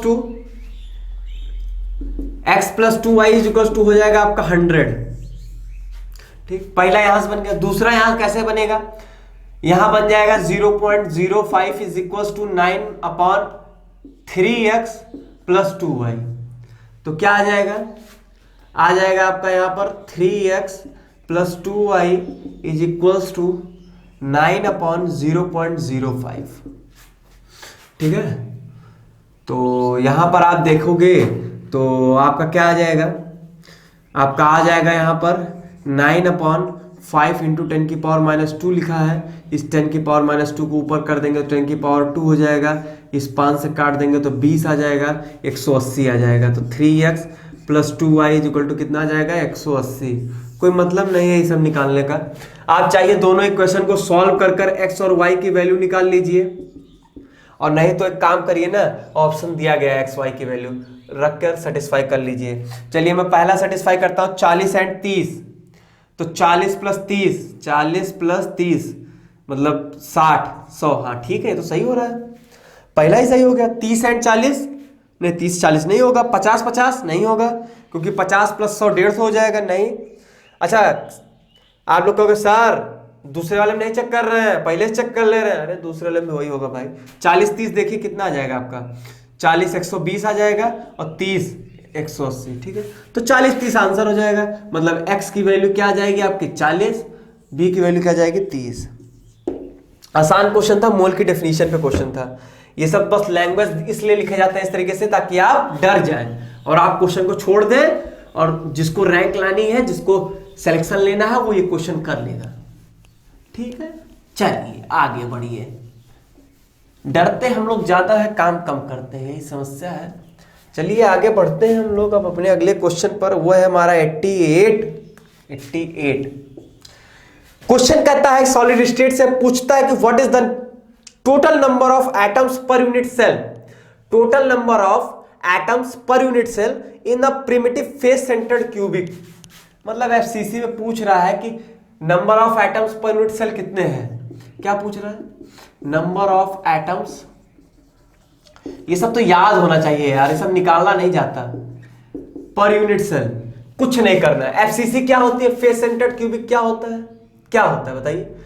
इसमें क्या होता है? इसमें एटम्स जो होते हैं वो क्यूब के कॉर्नर्स पर होते हैं, क्यूब के कॉर्नर्स पर लोकेटेड होते हैं, और साथ ही साथ फेस सेंटर्स पे भी होते हैं। 8 कॉर्नर्स और 6 फेस सेंटर्स पे होते हैं। ठीक है, अगर 8 कॉर्नर्स पर है तो एक कॉर्नर का कंट्रीब्यूशन कितना होता है? 1/8। तो 8 इंटू 1/8 प्लस 6 फेसेस पे है तो 6 इंटू, और एक फेस का कंट्रीब्यूशन कितना होता है? 1/2 होता है। ये हुआ कॉर्नर कंट्रीब्यूशन और ये फेस का कंट्रीब्यूशन। सॉल्व कर लीजिए, आ गया आपका। ये पता हो कि फेस सेंटर्ड क्यूबिक में एटम्स कहां कहां होते हैं, कहां कहां होते हैं? कॉर्नर्स पर और फेस सेंटर्स पर। तो ये मेरे हिसाब से हो जाएगा 1 + 3 = 4 हो गया आपका। Any problem with this question? नहीं होगा सर। एफसीसी ऐसे ही आप बीसीसी देख सकते हो। बीसीसी में क्या होता है? कॉर्नर्स पर होते हैं तो 1/8 × 8, और प्लस कहां होता है? बॉडी के सेंटर पर होता है, जिसका कंट्रीब्यूशन सिर्फ 1 आएगा। तो यहां पर आप देख सकते हो number of atoms per unit cell कितना हो जाएगा? 2 हो जाएगा। तो बीसीसी भी आपने देख लिया। ठीक है, बहुत आसान होता है यार, ये सब तो बस पता हो कि हमारा एटम कहां लोकेटेड रहता है, वो भी नाम में ही उसका लोकेशन लिखा होता है। फेस सेंटर कहां होगा? फेस सेंटर पे होगा। बॉडी सेंटर पे होगा। क्या इसमें सोचने वाली बात है भाई। अगला पूछा है, ओहो, अगले क्वेश्चन से लेकर 100 क्वेश्चन तक आपको कोऑर्डिनेशन दिखेगा। पता नहीं क्या कोऑर्डिनेशन से ऐसा इनको प्यार हुआ था कि 8 से 10 क्वेश्चन कोऑर्डिनेशन ही इन्होंने डाल दिया था। बड़ा गंदा गंदा क्वेश्चन दिया था। सबसे पहला, विच of the following is a paramagnetic स्पीसी। Paramagnetic स्पीसी कौन है? तो पैरामैग्नेटिक स्पीसीज कौन होते हैं? जिनके पास अनपेयर्ड इलेक्ट्रॉन होता है उनको हम लोग क्या कहते हैं? पैरामैग्नेटिक। आप दो चीजें होती है, एक पैरामैग्नेटिक और एक क्या होता है? डायामैग्नेटिक। डायामैग्नेटिक क्या होता है? जिसमें अनपेयर्ड इलेक्ट्रॉन नहीं होते हैं। याद कैसे करते हैं आप लोग? कंफ्यूज होते हैं ना बार बार? कहिए हाँ होते हैं। सोल्यूशन देखिए उसका। पैरामैग्नेटिक मतलब क्या होता है, और डायामैग्नेटिक क्या मतलब है? नहीं है। याद कैसे रखेंगे कि है या नहीं है? याद इस तरीके से रखिए कि आप लोग गांव घर से बिलोंग करते हैं, जानते होंगे एक चीज होती है पैरा जानते हैं? पैरा, ठीक है, वही पैरा होता है। हमारे घर में पैरा है, हमारे घर में पैरा है तो है, अनपेयर्ड इलेक्ट्रॉन है। और डाया कोई मतलब नहीं है। ठीक है, बस यही बात थी। चलिए, ये तो कोई बात नहीं हुई। क्वेश्चन में ये नहीं देखना है। क्वेश्चन में क्या कह रहा है चारों में बताइए सर। पहले आप TiCl4 NiCN का होल 4 2- और CuNH3 का होल 4 2+, और आखिर में दिया ZnSO4। ठीक है, तो भाई साहब पहले तो आपको अनपेयर्ड इलेक्ट्रॉन निकालना है। कुछ चीज़ों का बहुत ध्यान दीजिएगा। यहाँ पर हम लोग को VVT की नॉलेज होनी चाहिए, बैलेंस बॉन्ड थ्योरी की नॉलेज नहीं होगी तो आप इस क्वेश्चन को प्रॉपरली नहीं कर पाएंगे, पहली चीज़। ठीक है, VVT का मतलब वही हाइब्रिडाइजेशन वाली बातें जो आपको पता होनी चाहिए। सबसे पहला देखिए, मैं आप उल्टा चलता हूँ। यहाँ पर लिखा है Zn2+, ही तो यहाँ पर Zn2+, SO4 2- Zn2+ क्या होता है? 3d10। सीधा बताइए। एक भी सॉरी, यहां पर एक भी सॉरी, यहां पर आपका एक भी अनपेयर्ड इलेक्ट्रॉन होगा? नहीं होगा। अरे भाई D में 10 कैसे भरोगे? ले सब में भर दो भाई, तभी 10 भराएगा, नहीं 10 भराएगा ही नहीं। ठीक है, तो सीधी सी बात है, एक भी अनपेयर्ड इलेक्ट्रॉन नहीं है, तो ये तो नहीं ही होगा। चलिए हटा दीजिए इसको, तो मतलब सिस्टम में भी नहीं लेना है। अगला देखिए, TiCl4 भी ऐसे ही है आपका, वो क्या है आपका Ti+4 है। Ti+4 क्या हो जाएगा बताइए, बताइए क्या हो जाएगा, बताइए क्या होगा। ये आपका 4s0 3d0 हो जाएगा, है ही नहीं, सब पेयर्ड है। अरे Ti+4 मतलब आप टोटल इलेक्ट्रॉन जानते हैं कितना बचा, 18 इलेक्ट्रॉन बचा। 18 इलेक्ट्रॉन तो सब फुलफिल्ड, सब पेयर्ड होते हैं, कोई दिक्कत ही नहीं है। ठीक है, तो ये भी नहीं हो सकता, ये भी नहीं, यही दोनों बचे, और यही दोनों कोऑर्डिनेशन से रिलेट भी कर जाते हैं, बीबीटी यहीं पर लगती है। चलिए पहले हम लोग देखते हैं NiCN का होल फॉर 2-। कुछ बातें यहां पर ये बताइए, पहले Na का ऑक्सीडेशन निकाल लेते हैं, नहीं निकाल लेते, कैसे निकालते हैं ये देख लीजिए। X माइनस Cn, एक का कितना होता है -1, 4 का कितना हो जाएगा -4 इज इक्वल टू जो टोटल चार्ज दिया गया -2। तो यहां से मेरे हिसाब से कितना हो जाएगा बताइए,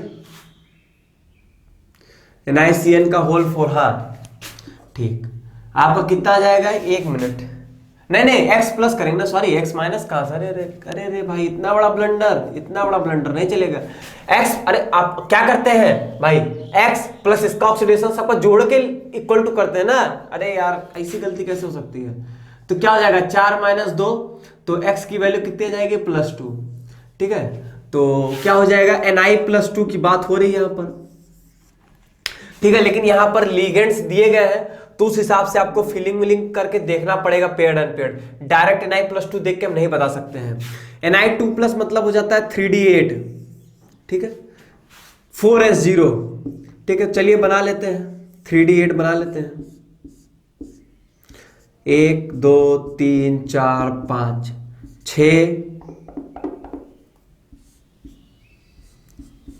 7 8 मैंने भर दिया। ठीक है, 3d8 और यहां से 4s0, आगे 4p होगा, वो सब छोड़ दीजिए आप। बात आती है कि ये जो है आपका कॉम्प्लेक्स, ये टेट्राहेड्रल कॉम्प्लेक्स है। क्या है, टेट्राहेड्रल कॉम्प्लेक्स है। और आपको ये पता होना चाहिए कि जो स्ट्रॉन्ग फील्ड लिगेंड होते हैं वो पेयरिंग करा सकते हैं, वीक फील्ड लिगेंड जो होते हैं वो पेयरिंग नहीं करा पाते हैं। Cn- जो होता है वो हमारा एक क्या होता है, स्ट्रॉन्ग फील्ड लिगेंड होता है। Cn- कैसा होता है, स्ट्रॉन्ग फील्ड लिगेंड होता है। स्ट्रॉन्ग फील्ड लिगेंड, इसका मतलब ये क्या करा देगा, आपका पेयरिंग करा देगा। पेयरिंग करा देगा तो कुछ ऐसा सिस्टम बन जाएगा, ऐसा सिस्टम बन जाएगा। तो इस हिसाब से यहां पर हाइब्रिडाइजेशन जो हम लोग बोलते हैं वो ये बोल देते हैं, क्या बोल देते हैं, DsP2 हाइब्रिडाइजेशन हो जाता है। सारे पेयर्ड हो जाते हैं, सारे पेयर्ड है तो ये कैसा है, डायामैग्नेटिक है। अच्छा, बहुत से लोग करेंगे सर DsP2 कैसे आ गया। अगर हाइब्रिडाइजेशन जिंदगी में कभी पढ़े होंगे तभी ये बता पाएंगे क्या होता है। मैं आपको बताता हूँ थोड़ा सा हाइब्रिडाइजेशन बारे में, थोड़ा सा बताऊंगा लेकिन ज्यादा नहीं। चलिए सबसे पहले ये वाला क्वेश्चन कर ले, तब आगे बात करेंगे। ठीक है, जो भी एक्स्ट्रा थोड़ा सा बताना है मुझे, मैं टेट्राहेड्रल के बारे में ही बताऊंगा। ठीक है, टेट्राहेड्रल में ही खत्म कर देता हूँ यहाँ पर, नहीं तो पूरा ऑक्टाहेड्रल टेट्राहेड्रल पढ़ाऊंगा तो एक लेक्चर लगा दूंगा पूरा। चलिए यहां पर देखिए क्या है, बेसिकली ये क्या है आपका Cu2+, साफ साफ दिख रहा है ना। NH3 आपका न्यूट्रल है तो X = +2 आ जाएगा, सीधा सीधा इसका ऑक्सीडेशन। Cu2+ क्या हो जाएगा, पहली बात ये जानते हैं Cu का क्या चलता है सिस्टम। Cu का क्या रहता है इलेक्ट्रॉनिक कॉन्फ़िगरेशन, हम लोग कैसे लिखते हैं, 4s1 3d10 लिखते हैं, नहीं लिखते हैं। तो पहला इलेक्ट्रॉन निकला S से तो हो जाएगा 4s0, दूसरा निकला D से 3d से, तो क्या हो जाता है 3d9। ये भी बात जान लीजिए, पहले इलेक्ट्रॉन हम लोग फिल भी करते हैं S से में ही, और पहले इलेक्ट्रॉन निकालते भी S में से ही है। रीजन, क्योंकि जैसे ही D में इलेक्ट्रॉन्स भरने लगते हैं, D में इलेक्ट्रॉन जैसे ही भरने लगते हैं Z इफेक्टिव बढ़ जाता है, और Z इफेक्टिव अगर बढ़ जाता है तो क्या होगा, Z इफेक्टिव अगर आपका बढ़ गया तो वहां से Z इफेक्टिव बढ़ने का मतलब अट्रैक्शन बढ़ गया, इलेक्ट्रॉन और न्यूक्लियस के बीच में साइज कम हो जाती है, इलेक्ट्रॉन न्यूक्लियस बीच में अट्रैक्शन बढ़ गया, तब उसके बाद आपको वहां से इलेक्ट्रॉन निकालना मुश्किल होता है। याद रखिएगा, पहले भरेंगे S में और निकालेंगे भी S से ही। ठीक है, चलिए ये हो गया 3d9। चलिए 3d9 ड्रॉ कर लेते हैं हम लोग, 1 2 3 4 5 6 7 8 9। अब एक चीज बताइए, अगर आपको थोड़ा सा दिमाग होगा, यहां कहां पेयर कराएंगे बताइए, किसके साथ पेयर करा दें? अब वही हाल है, मान लीजिए किसी क्लास में है, ऑलरेडी सब कोई ना कोई किसी किसी के साथ रिलेशनशिप में है और आप अकेले हो, किसके साथ बना लोगे? होगा कोई तब ना उसके साथ आप पेयरिंग करा पाओगे, है ही नहीं कोई। पेयर किसके साथ करा दूंगा मैं? नहीं करा पाऊंगा, कभी पेयर नहीं करा पाऊंगा। और इसके केस में थोड़ा सा ध्यान रखिएगा, इसके आगे आपका डी भी आएगा ना, ठीक है। ये तो आपका 3D था, ये 4S था, ये आपका 4P था, ये आपका 4D है। तो यहां पर क्या होता है? sp2d हाइब्रिडाइजेशन होता है। क्या होता है? sp2d हाइब्रिडाइजेशन होता है, ठीक है। sp2d हाइब्रिडाइजेशन होगा यहां पर, ठीक, याद रखिएगा। अच्छा, थोड़ा सा हाइब्रिडाइजेशन में बता देता हूं, समझ गए ना? आंसर यही होगा आपका CuNH3 का होल 4 2+, ठीक है, दिमाग नहीं लगाना है। चलिए आगे बढ़िए, आगे नहीं बढ़िए, थोड़ा सा हाइब्रिडाइजेशन में बता रहा था। देखिए कोऑर्डिनेशन नंबर 4 जो होता है उसमें दो तरीके की हाइब्रिडाइजेशन होती है, बहुत तेज बताऊंगा, थोड़ा ध्यान दीजिएगा। कोऑर्डिनेशन नंबर 4 में दो तरीके की हाइब्रिडाइजेशन आएगी। एक तो आपका क्या होता है कि एक तो sp3 हाइब्रिडाइजेशन होती है और एक होता है आपका dsp2 या sp2d, ठीक है। इसका जो शेप होता है वो टेट्राहेड्रल होता है और इसका जो होता है वो स्क्वायर प्लेनर होता है, ठीक है, स्क्वायर प्लेनर। एक बात बहुत ज्यादा याद रख लीजिएगा, स्क्वायर प्लेनर में हम लोग कौन सा डी ऑर्बिटल यूज करते हैं, इसको पूरा आपको डिटेल बता देता हूं। s plus p x plus p y और plus d x square Y square. याद रखिएगा d x square Y square जो होता है डी ऑर्बिटल यूज होता है in the square planar complex में, ठीक है, याद रखिएगा। अगर sp2 या dsp2 हाइब्रिडाइजेशन है तो वहां पर डी ऑर्बिटल कौन सा यूज होता है? D x square Y square, ठीक है। बात आती है कौन sp3 होते हैं, कौन dsp2 या sp2d होंगे, वो तो आप थोड़ा सा देखोगे तभी पता चलेगा, लेकिन मैं आपको एक जनरल बात बताता हूं, याद रखे रहना इस बात को कि d1 से लेकर आपके d7 तक सब टेट्राहेड्रल ही होते हैं, सब के सब टेट्राहेड्रल होंगे। मैं अभी किसी एक का एग्जांपल भी आपको बता देता हूं, और टेट्राहेड्रल होंगे मतलब sp3 हाइब्रिडाइजेशन होगी। तो चलिए इसमें मैं आपको एक एग्जांपल बताता हूं, मान लीजिए d6 ले लेते हैं, ठीक है। कहने का क्या मतलब है कि स्ट्रॉन्ग फील्ड लिगेंड के साथ हो या वीक फील्ड लिगेंड के साथ हो, हाइब्रिडाइजेशन आपका sp3 और शेप आपका हमेशा टेट्राहेड्रल ही होगा। जैसे रुकिए अभी मैं भर के दिखा देता हूं, 1 2 3 4 5, ठीक, और 6, ठीक है। आप इस केस में कुछ भी कर लो, कुछ भी कर लो, आपका जो हाइब्रिडाइजेशन होगा वो हमेशा sp3 ही होगा, मतलब आगे का s और p यूज किया जाएगा, ठीक है। आप कहोगे सर यहां पर क्यों नहीं ऐसा किया जा रहा है, यहां पर क्यों नहीं यूज किया जा रहा है? अरे भाई अगर मान लीजिए आप कोई स्ट्रॉन्ग फील्ड लिगेंड लिया तो वीक फील्ड लिगेंड लाओगे तो कुछ नहीं कर पाओगे। स्ट्रॉन्ग फील्ड लिगेंड लाके मान लो पेयरिंग करा भी दिए तुम, ठीक है, मान लेते हैं पेयरिंग करा लिए इस तरीके से, ये दोनों खाली हो गया, तो क्या हाइब्रिडाइजेशन क्या होता है? या तो dsp2 जाएगा और या तो sp3 जाएगा, वो दोनों नहीं हो सकता यहाँ पे क्योंकि 2 डी खाली हो गए ना, ये हमारे काम का नहीं है। मैं sp3 दो या तो dsp2 दो, और ऐसा तो करिएगा मत कि यहाँ से एक डी ले लीजिए, यहाँ आपका घर नहीं है ये कि आप जैसे मन के वैसे काम करेंगे, sp3 ही लेना पड़ेगा आपको, ठीक है। पहली तो एक जनरल बात आप लोग ये जान गए, ठीक है, कि d1 से d7 हो, चाहे वो स्ट्रॉन्ग लिगेंड हो चाहे वीक लिगेंड हो, वीक फील्ड लिगेंड हो, ठीक है। d8 और d9 में थोड़ा सा प्रॉब्लम है, d8 d9 में डिपेंड करने लगता है कि स्ट्रॉन्ग लिगेंड है या वीक लिगेंड है, मतलब स्ट्रॉन्ग फील्ड लिगेंड है या वीक फील्ड लिगेंड है। अगर आपका वीक फील्ड लिगेंड होगा तब तो सीधी सी बात है कि sp3 ही होगा और टेट्राहेड्रल ही होगा, ठीक है, क्योंकि पेयरिंग कराएगा नहीं, ठीक है, पेयरिंग कराने कोई नौबत नहीं आएगी, भरा रहेगा पूरा डी, तो आगे का s और p यूज करके sp3 बना लेंगे। स्ट्रॉन्ग लिगेंड की अगर मैं बात करता हूं तो प्रॉब्लम फंस जाती है। आप देखो अगर d8 देखो, आप एक बार 1 2 3 4 5 6 7 8, अगर स्ट्रॉन्ग लिगेंड आया तो इसको भर देगा तो क्या हो जाएगा? dsp2 हो जाएगा। तो स्ट्रॉन्ग लिगेंड के केस में भी दो केस बनेगा, एक आपका बनेगा d8 के लिए और एक बनेगा d9 के लिए अलग।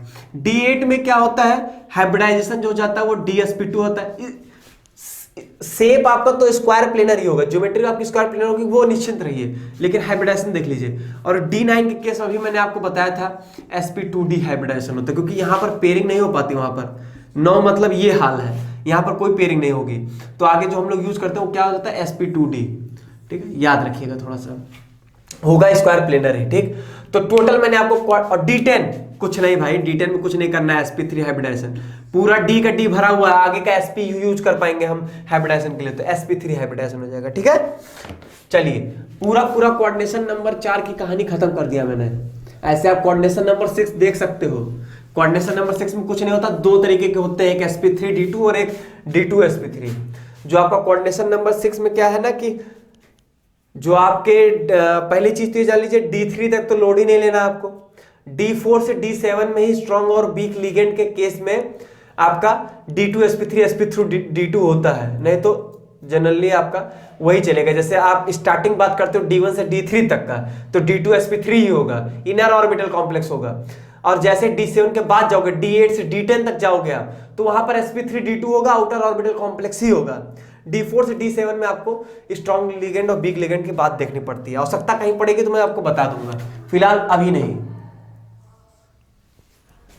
चलिए हम लोग देखते हैं 89 ही था, ये हो गया ये भाई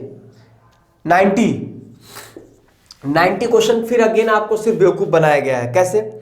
in the 100 ml of A 0.01 m solution of the, क्या कहा है कि 100 ml 0.01 m किसका सोल्यूशन लिया गया है? सोल्यूशन लिया गया है CONH3 का होल 4 Cl2 Cl। ठीक है, और कहता है कि एक्सेस ऑफ AgNO3 इसमें ऐड किया गया है। AgNO3 जो है इसमें ऐड किया गया है। आपको बताना है number of moles of AgCl precipitated. क्या बताना है?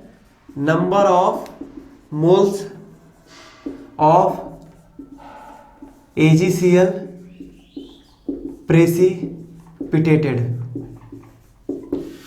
ठीक है, आपको यही बताना है कि 100 ml 0.01 m सोल्यूशन इसका लिया गया, उसमें AgNO3 डाला गया, number of moles of AgCl precipitated क्या होगा? देखिए बहुत आसान चीज है, आप इतना सा दिमाग लगा, अगर आपको कोऑर्डिनेशन आपने पढ़ना स्टार्ट किया, आपने इस क्वेश्चन का आंसर पढ़ लिया।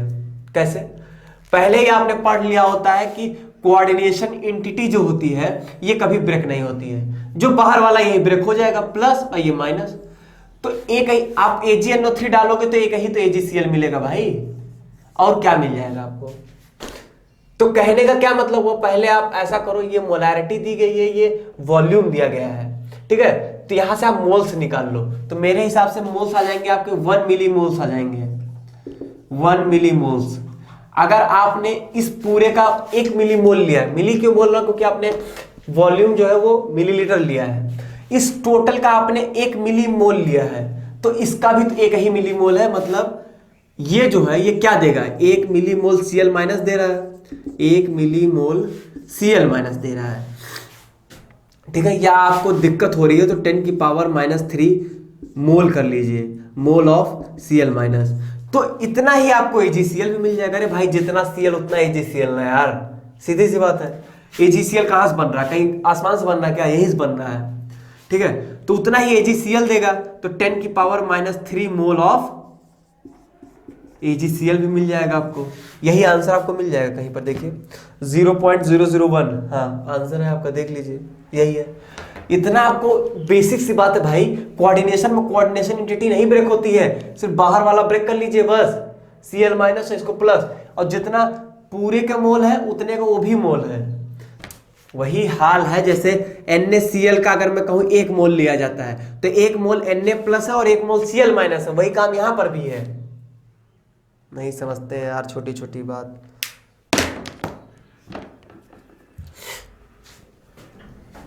चलिए 91वां क्वेश्चन करेंगे अब हम लोग, जो कि कहां से आपके एमओटी से है। एमओटी समझ रहे, molecular orbital diagram, sorry molecular orbital theory, MOT, उसी में है एमओडी आपका, मॉलिक्यूलर ऑर्बिटल डायग्राम। देखिए मैं आपको एक बात बताऊं, 91वें क्वेश्चन जो है आपका अच्छा ठीक ठीक ठीक ठीक, हाँ 91 और 98 दोनों एमओटी के ही है। तो मैं थोड़ा एमओटी आपको बताऊंगा पहले, ठीक है, थोड़ा सा एमओटी मैं आपको बता दूंगा और थोड़ा टिक्स कह रहा हूँ, ट्रिक्स आपको मैं बता दूंगा, जिससे आपके ये सब क्वेश्चन जो आपके देख के ही सॉल्व हो जाएंगे। लेकिन पहले मैं जेन्युइन तरीका बताता हूँ, उसके बाद मैं आपको ट्रिक्स के बारे में बताता हूँ, ठीक है। तो यहाँ पर आपका 91 सॉल्व होगा और 98 सॉल्व हो जाएगा। बेसिकली मैं पहले आपको थोड़ा सा एमओटी के बारे में बताऊंगा, मॉलिक्यूलर ऑर्बिटल थ्योरी, ठीक है, एमओटी के बारे में डिस्कशन करेंगे हम लोग। सबसे पहली चीज मैं आपको बता दूं कि एमओटी में होता क्या है। एमओटी में यह होता है कि एटॉमिक ऑर्बिटल्स जो होते हैं वो मिलकर मॉलिक्यूलर ऑर्बिटल्स बनाते हैं। जितने एटॉमिक ऑर्बिटल मिलेंगे उतने ही मॉलिक्यूलर ऑर्बिटल बनाएंगे। जैसे मान लीजिए H2 का अगर हम लोग बनना देखें तो H2 कैसे बनता है, हाइड्रोजन का atomic orbital plus hydrogen atomic orbital क्या बना देते हैं, H2 का मॉलिक्यूलर ऑर्बिटल, ठीक है। तो मैंने क्या कहा, जितने एटॉमिक ऑर्बिटल मिलेंगे उतने ही मॉलिक्यूलर ऑर्बिटल हमारे बन जाते हैं, ठीक है। ये तो होता है, अभी बता रहा हूं इसके बारे में। तो देखिए अगली बात ये होती है कि देखिए एमओटी जो होता है, जैसे बीबीटी एमओटी दो चीजें होती है, VBT valence bond theory, MOT आपका molecular orbital theory. Valence bond theory में क्या चलता है, बैलेंस बॉन्ड थ्योरी में हम लोग ओवरलैपिंग ऑफ ऑर्बिटल्स पढ़ते हैं, और वो सिर्फ सेंट्रल मेटल पर ही कॉन्साइज्ड होता है। आप पढ़े होंगे CH4, ठीक है, हाइब्रिडाइजेशन sp3, इसमें क्या होता है, कार्बन का ही 2s और कार्बन का ही 2p, इन्हीं का हम लोग क्या कर लेते हैं, मिक्स करा लेते हैं, ओवरलैपिंग करा लेते हैं, मिक्सिंग करा, जो भी कहिए, और क्या बना देते हैं, sp3 हाइब्रिडाइज्ड। और जिसमें क्या होता है, चारों की एनर्जी, चारों ऑर्बिटल जो है इनकी सबकी एनर्जी सेम होती है। यही तो होता है, यही है आपका बैलेंस बॉन्ड थ्योरी। लेकिन एमओटी ये बात नहीं कहता है। एमओटी क्या कहता है, एमओटी कहता है कि हम क्या करते हैं कि एटॉमिक ऑर्बिटल्स की मिक्सिंग करते हैं, और जिनकी एनर्जी लगभग सिमिलर हो, ठीक है, लगभग सिमिलर हो। और ऐसा जब मिक्सिंग करते हैं तो दो एटॉमिक ऑर्बिटल मिक्स कर रहे हैं तो दो मॉलिक्यूलर ऑर्बिटल्स मिलते हैं। एक की एनर्जी जो होती है वो कम होती है, एक की एनर्जी जो होती है वो ज्यादा होती है। जो कम वाला होता है उसको हम लोग बॉन्डिंग मॉलिक्यूलर ऑर्बिटल कहते हैं, जो ज्यादा वाला होता है वो ABMO होता है, जिसको हम लोग एंटी बॉन्डिंग मॉलिक्यूलर ऑर्बिटल कहते हैं। मैं BMO ABMO के अंदर नहीं घुसूंगा, नहीं तो फिर फालतू समय आपका वेस्ट होगा। अल्टीमेटली आपको क्वेश्चन ट्रिक से ही करना है, ठीक है। तो BMO और ABMO की बात यहां पर आ जाती है, ठीक है। ये तो चलिए बहुत सीधी सी और सिंपल सी बात है। बात आती है कि यहां पर ये भी हम लोग कहते हैं कि सर मिक्सिंग किसकी कराएंगे। तो देखिए मिक्सिंग हमेशा क्या होती है कि सिमिलर लोगों में होती है, ठीक है, नेचर में भी यही पाया जाता है, यहां पर भी वही होगा। सिमिलर मतलब क्या हो, जिनकी सिमेट्री सेम हो और एनर्जी गैप जो हो कम हो, ठीक है। अब हमारे आप में मान लीजिए कि एनर्जी गैप, एज गैप ज्यादा हमारे आप में होगी तो एज गैप की बात होगी। मान लीजिए किसी की एज में 10-20 साल का गैप है, तो आप उससे उसकी बॉन्डिंग उस तरीके आप बॉन्डिंग नहीं कर सकते उससे। वही हाल यहां पर भी है। तो आपकी सिमेट्री बराबर होनी चाहिए और आपकी एनर्जी गैप जो है कम होना चाहिए, ठीक है। तो उस बेसिस पे हम लोग की यहाँ पर मिक्सिंग हो पाती है, ठीक है। तो ये मिक्सिंग का कॉन्सेप्ट होता है, उसमें भी आपको ज्यादा घुसना नहीं है, ठीक है। और इसके बाद हम लोग सीधे देखते हैं कि मॉलिक्यूलर ऑर्बिटल डायग्राम बनता कैसे है, ठीक है। क्योंकि सारी कहानी जितनी भी आती है, देखिए यहां से आपके बहुत सारे क्वेश्चंस आते हैं। जैसे आपका आ सकता है बॉन्ड ऑर्डर का क्वेश्चन। बॉन्ड ऑर्डर आप निकालोगे तुरंत वहीं से आ जाएगा, मॉलिक्यूल एग्जिस्ट कर रहा नहीं कर रहा। बॉन्ड लेंथ हो गया, बॉन्ड एंगल हो गया, ये सब सारे क्वेश्चन यहीं से हैं आपके, ठीक है, कहीं और से नहीं, यहीं से। पैरामैग्नेटिक, डायमैग्नेटिक, ये भी यहीं से आता है। बस मॉलिक्यूलर ऑर्बिटल डायग्राम आप बनाना सीख जाइए, बस सबसे आसान। और इसको बनाने का भी मैं तरीका बता दूंगा, बस जो बताऊंगा वो सुनते जाइएगा बस। एक बात याद रखिएगा, पहले मैं जो आपको बता रहा हूं उसको पहले याद रख लीजिएगा।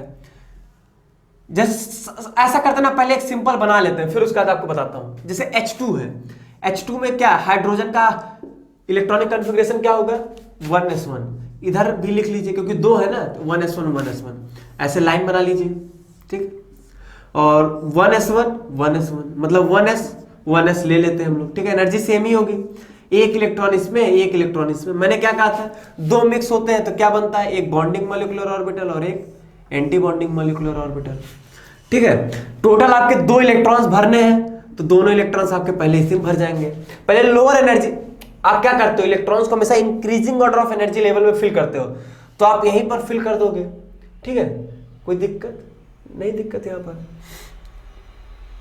ठीक है।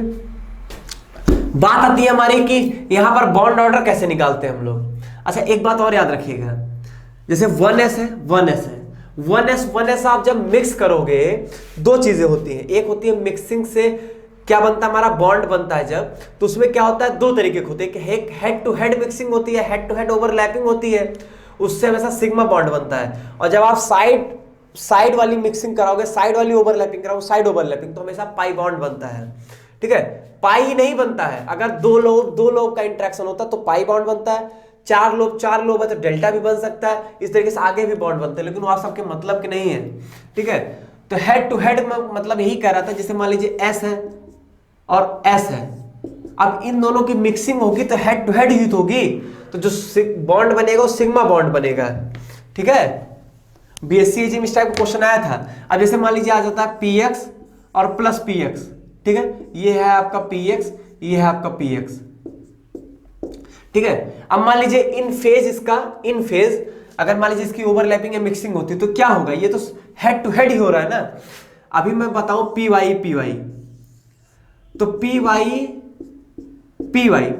वाई में कैसा होगा, इस तरीके का, ठीक है। देखिए इस तरीके से इसमें ओवरलैपिंग या मिक्सिंग हो रही है, मतलब ये कैसा साइड वाइज है, साइड वाइज, ठीक है। तो यहां पर क्या होगा, अगर दो लोब का इंटरेक्शन होता है तो वहां पर क्या बनता है, पाई बॉन्ड बनता है, ठीक है। अब इसके सबके डेप्थ में भी जाने में दिक्कत हो जाएगी, ठीक है। तो जितना बता रहा हूं उतना सुनते जाइए, हेड टू हेड और साइड वाइज, बस इतना ही आप देखिए, आपसे क्वेश्चन हो जाएगा, ठीक है। अब जैसे कहता है पीजेड, अब पीजेड भी तो ऐसे ही जाएगा, तो क्या हो जाएगा, ये आपका यहाँ पे पाई बॉन्ड बनेगा, ठीक। तो इसलिए हम इसको क्या करते हैं, सिग्मा 1s लिख देते हैं, और इसको हम लोग लिख देते हैं sigma star 1s। Anti bonding को हमेशा जानते रहिए, स्टार से डिनोट करेंगे। अब पहला चीज निकाला जाता है बॉन्ड ऑर्डर। बॉन्ड ऑर्डर क्या होता है, बॉन्ड ऑर्डर होता है half of bonding electron minus anti bonding electron, ठीक है। Bonding electron minus anti bonding electron, bonding electron कितने हैं यहां पर, देखिए 2 है, साफ साफ दिख रहा है, और एंटी बॉन्डिंग में कितना है 0, बॉन्ड ऑर्डर कितना आ गया 1, कोई प्रॉब्लम नहीं। बॉन्ड ऑर्डर आ गया तो आप बहुत चीजें निकाल सकते हो यहां पर, ठीक है। जैसे मैं आपको बताता हूं, बॉन्ड ऑर्डर अगर आपका आ जाता है, कभी भी अगर मान लीजिए बॉन्ड ऑर्डर 0 आएगा, नोट कर लीजिएगा, बॉन्ड ऑर्डर अगर कभी भी आपका 0 आता है तो मॉलिक्यूल एग्जिस्ट नहीं करेगा, मॉलिक्यूल डज नॉट एग्जिस्ट, ठीक है। अगर बॉन्ड ऑर्डर 0 आ गया तो मॉलिक्यूल आपका क्या होता है, एग्जिस्ट नहीं करता है, ठीक है। दूसरी चीज यहीं से हम लोग बॉन्ड लेंथ और बॉन्ड एंगल का कंपैरिजन भी देख सकते हैं। कैसे, बॉन्ड लेंथ जो होती है वो इनवर्सली प्रोपोर्शनल होती है, बॉन्ड एंगल नहीं देखेंगे, बॉन्ड एनर्जी देखेंगे, ठीक है। बॉन्ड एंगल गलत बोल गया मैं। ये क्या होता है, बॉन्ड ऑर्डर के इनवर्सली प्रोपोर्शनल होता है, bond length is inversely proportional to bond order. Bond order ज्यादा होगा, बॉन्ड लेंथ आपकी कम हो जाएगी। लेकिन ऐसा भी तो हो सकता है कभी, जैसे मान लीजिए क्या भी तो हो सकता है कि मान लीजिए अगर बॉन्ड ऑर्डर सेम आ गया, तो अभी एग्जांपल से बताऊंगा। If bond order same, then पहले लिख लीजिए, बॉन्ड लेंथ जो होती है वो directly proportional to total number of electrons की होती है, ठीक है। और अगर आपका ऐसे ही बॉन्ड एनर्जी का होता है, बॉन्ड एनर्जी बी से लिख दे रहा हूं, ठीक है। ये डायरेक्टली प्रोपोर्शनल होती है बॉन्ड ऑर्डर के, ठीक है, डायरेक्टली प्रोपोर्शनल होती है। बॉन्ड ऑर्डर ज्यादा होगा तो बॉन्ड एनर्जी ज्यादा होगी, ठीक है। अब देखिए यहां पर अगर मान लीजिए यहां पर बॉन्ड ऑर्डर सेम आ गया तो कैसे देखेंगे, अगर इफ बॉन्ड ऑर्डर सेम, उस केस में क्या होता है, उस केस में आपकी बॉन्ड एनर्जी जो होती है वो इनवर्सली प्रोपोर्शनल होती है एंटी बॉन्डिंग इलेक्ट्रॉन्स के। जिसमें एंटी बॉन्डिंग इलेक्ट्रॉन ज्यादा होंगे उसमें आपकी बॉन्ड एनर्जी जो होगी कम हो जाएगी। ये थोड़ा बेसिक फॉर्मूला आपका। पैरामैग्नेटिक डायमैग्नेटिक वही है, पैरामैग्नेटिक मतलब अनपेड इलेक्ट्रॉन हो, डायमैग्नेटिक अनपेड इलेक्ट्रॉन ना हो, इसमें अनपेड इलेक्ट्रॉन नहीं है। ये क्या है आपका, डाया या पैरा, जल्दी बोलिए। अनपेड इलेक्ट्रॉन नहीं है तो डायमैग्नेटिक है, ठीक है। अच्छा अगर मान लीजिए मैं यही आपसे पूछता H2+ का बताइए, H2+ मतलब क्या होगा, एक इलेक्ट्रॉन आपने निकाल दिया तो तुरंत ही ये पैरामैग्नेटिक बन जाएगा, यहां पर 1 आ जाएगा, यहां पर 0.5 आ जाएगा, ठीक है। लिख लीजिए कहीं है, किनारे से लिखिए, H2 का बॉन्ड ऑर्डर 1 आ गया, H2 प्लस का बॉन्ड ऑर्डर 0.5 आ गया। अब यहीं पर अगर हम लोग निकाल देते हैं H2 minus, H2 minus, H2 minus का मतलब क्या हुआ? पहली बात तो H2 में 2 इलेक्ट्रॉन थे, ठीक है, यहां पर छोड़ दीजिए, यहां क्यों इसको डिस्टर्ब कर रहे हैं। H2 मतलब क्या होगा? 2 इलेक्ट्रॉन थे, एक और इलेक्ट्रॉन आ गया, तो यहां भरी एक इलेक्ट्रॉन, कहां भरेंगे? अब आगे ही भरेंगे वहां पर। अब देखिए अब क्या हुआ, बॉन्डिंग कितने हो गए आपके पास? बॉन्डिंग कितने हो गए? 2। एंटी बॉन्डिंग कितने हो गए? 1। अल्टीमेटली आपका आएगा बॉन्ड ऑर्डर कितना? 0.5 ही। तो यहां पर बॉन्ड ऑर्डर कितना आ गया? 0.5। अब आपसे अगर मैं पूछ लूं, आपसे सब कुछ कहानी यहीं पर क्लियर कर दूंगा। देखिए देखिए देखिए देखिए, बहुत बढ़िया एग्जांपल मैंने पिक कर लिया, रैंडम पिक किया लेकिन बढ़िया एग्जांपल पिक हो गया। इन तीनों में अगर आपसे बॉन्ड लेंथ का कंपैरिजन पूछ लीजिए तो क्या बताएंगे? बताइए। सबसे पहली चीज, बॉन्ड लेंथ आपको क्या पता है? बॉन्ड ऑर्डर की इनवर्सली प्रोपोर्शनल। इसका मतलब जिसका बॉन्ड ऑर्डर ज्यादा उसकी बॉन्ड लेंथ सबसे कम होगी, मतलब H2 की बॉन्ड लेंथ सबसे कम। लेकिन H2 प्लस H2 माइनस में क्या करूं? बॉन्ड ऑर्डर सेम आ गया। अरे बॉन्ड ऑर्डर सेम आ गया, then bond length is directly proportional to total number of electron. Total number of electron इसमें ज्यादा, इसमें 3 इलेक्ट्रॉन्स हैं, इसका मतलब H2 प्लस H2 माइनस। इसका मतलब क्या हो गया? बॉन्ड लेंथ का ये कंपैरिजन हो गया। बॉन्ड एनर्जी देखिए, जिसकी बॉन्ड एनर्जी सबसे ज्यादा, सॉरी जिसका बॉन्ड ऑर्डर सबसे ज्यादा उसकी बॉन्ड, सॉरी एक मिनट, जिसका बॉन्ड ऑर्डर सबसे ज्यादा उसकी बॉन्ड एनर्जी सबसे ज्यादा, ठीक। अब दो की सेम हो गई, सेम हो गई तो बॉन्ड एनर्जी कैसे सेट करेंगे? If same then bond energy is inversely proportional to number of electrons, anti bonding electrons, inversely proportional to anti bonding electrons. Anti bonding electrons किसमें है? H2 माइनस में। H2 प्लस में क्या? H2 plus में तो एक ही bonding electron है, anti bonding की तो बात ही छोड़ दीजिए।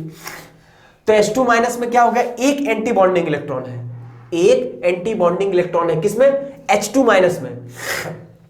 मतलब एंटी बॉन्डिंग इलेक्ट्रॉन होगा तो उसकी बॉन्ड एनर्जी क्या होगी? कम हो जाएगी, ठीक है। तो सबसे ज्यादा किसकी हो जाएगी? H2 प्लस की। यही होगा आपका। समझ गए कि नहीं समझ गए? इसमें एंटी बॉन्डिंग इलेक्ट्रॉन्स होने की वजह से, नहीं एक मिनट उल्टा कर दिया मैंने, H2 प्लस H2 माइनस, ठीक है। इसकी सबसे कम क्यों हुई है? क्योंकि इसमें क्या था? बॉन्ड ऑर्डर तो कम था, लेकिन इसकी क्या है? इसमें एंटी बॉन्डिंग इलेक्ट्रॉन्स भी होते हैं, ठीक है। तो वही इनवर्सली प्रोपोर्शनल करके जो हमने यहां पर फॉर्मूला लिखा वही यूज कर लिया। तो क्या मैं, अच्छा एक बात और, अगर बॉन्ड ऑर्डर 0 आता है तो मॉलिक्यूल एग्जिस्ट नहीं करेगा, और ये तभी होता है, मतलब किस किस केस में होगा ये बता दे रहा हूं। टोटल इलेक्ट्रॉन 4, 8, 20 नोट कर लीजिएगा। अगर आपके टोटल इलेक्ट्रॉन 4, 8 या 20 होंगे तो मॉलिक्यूल कभी आपका एग्जिस्ट नहीं करेगा, क्योंकि उस केस में बॉन्ड ऑर्डर 0 आ जाता है, ठीक है। चलिए यहां तो बात मैंने अच्छी खासी आपकी कर दिया।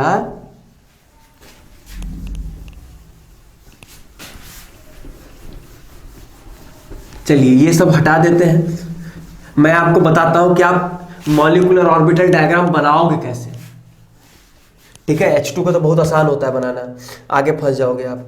देखिए 2 तरीके के आपके डायग्राम होंगे, वो कैसे होंगे बता देता हूं।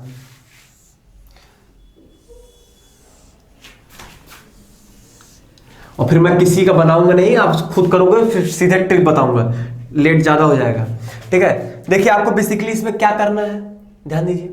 देखिए किसी का भी कॉन्फ़िगरेशन स्टार्ट होता है तो कैसे स्टार्ट होता है? जैसे 1s स्टार्ट होता है, मान लीजिए मैंने लिख दिया यहाँ पे 1s 1s, ठीक है। इससे एक बॉन्डिंग बनेगा और ऊपर क्या बनेगा? एक एंटी बॉन्डिंग बनेगा, ठीक। फिर आगे जाएंगे तो क्या हो जाएगा? फिर आगे 1s के बाद क्या होता है? 2s होता है, 2s आ जाएगा। 2s क्या वही है कि आप 2s की अगर मिक्सिंग करा भी रहे हो तो क्या है? s ऑर्बिटल की मिक्सिंग कराओ, क्या होगा? हेड टू हेड ही होगा, हमेशा सिग्मा बॉन्ड ही बनता है। तो पाई का तो कुछ सोचना ही नहीं है अभी यहाँ पे। तो यहाँ पर भी ऐसे लिख दीजिए sigma 1s, sigma star 1s, sigma 2s and sigma star 2s। कहानी इसके बाद थोड़ी अच्छी होगी आपकी, ठीक है। इसके बाद क्या आता है आपका? 2p आता है। p में क्या होते हैं? 3 होते हैं, px py pz। अभी मैंने बताया था अगर px की आप मिक्सिंग या ओवरलैपिंग कराते हो तो क्या होता है? देखो px क्या हेड टू हेड होगा, लेकिन अभी आप py और py का कराते हो तो यहाँ क्या होगा? साइड वाइज होगी, तो क्या बनेगा? पाई बॉन्ड बनेगा, ठीक। समझ रहे हैं ये बात मेरी? चलिए तो यहां पर px py pz होता है, यहां पर भी px py pz। तो अगर px px मिला तब क्या हो जाएगा?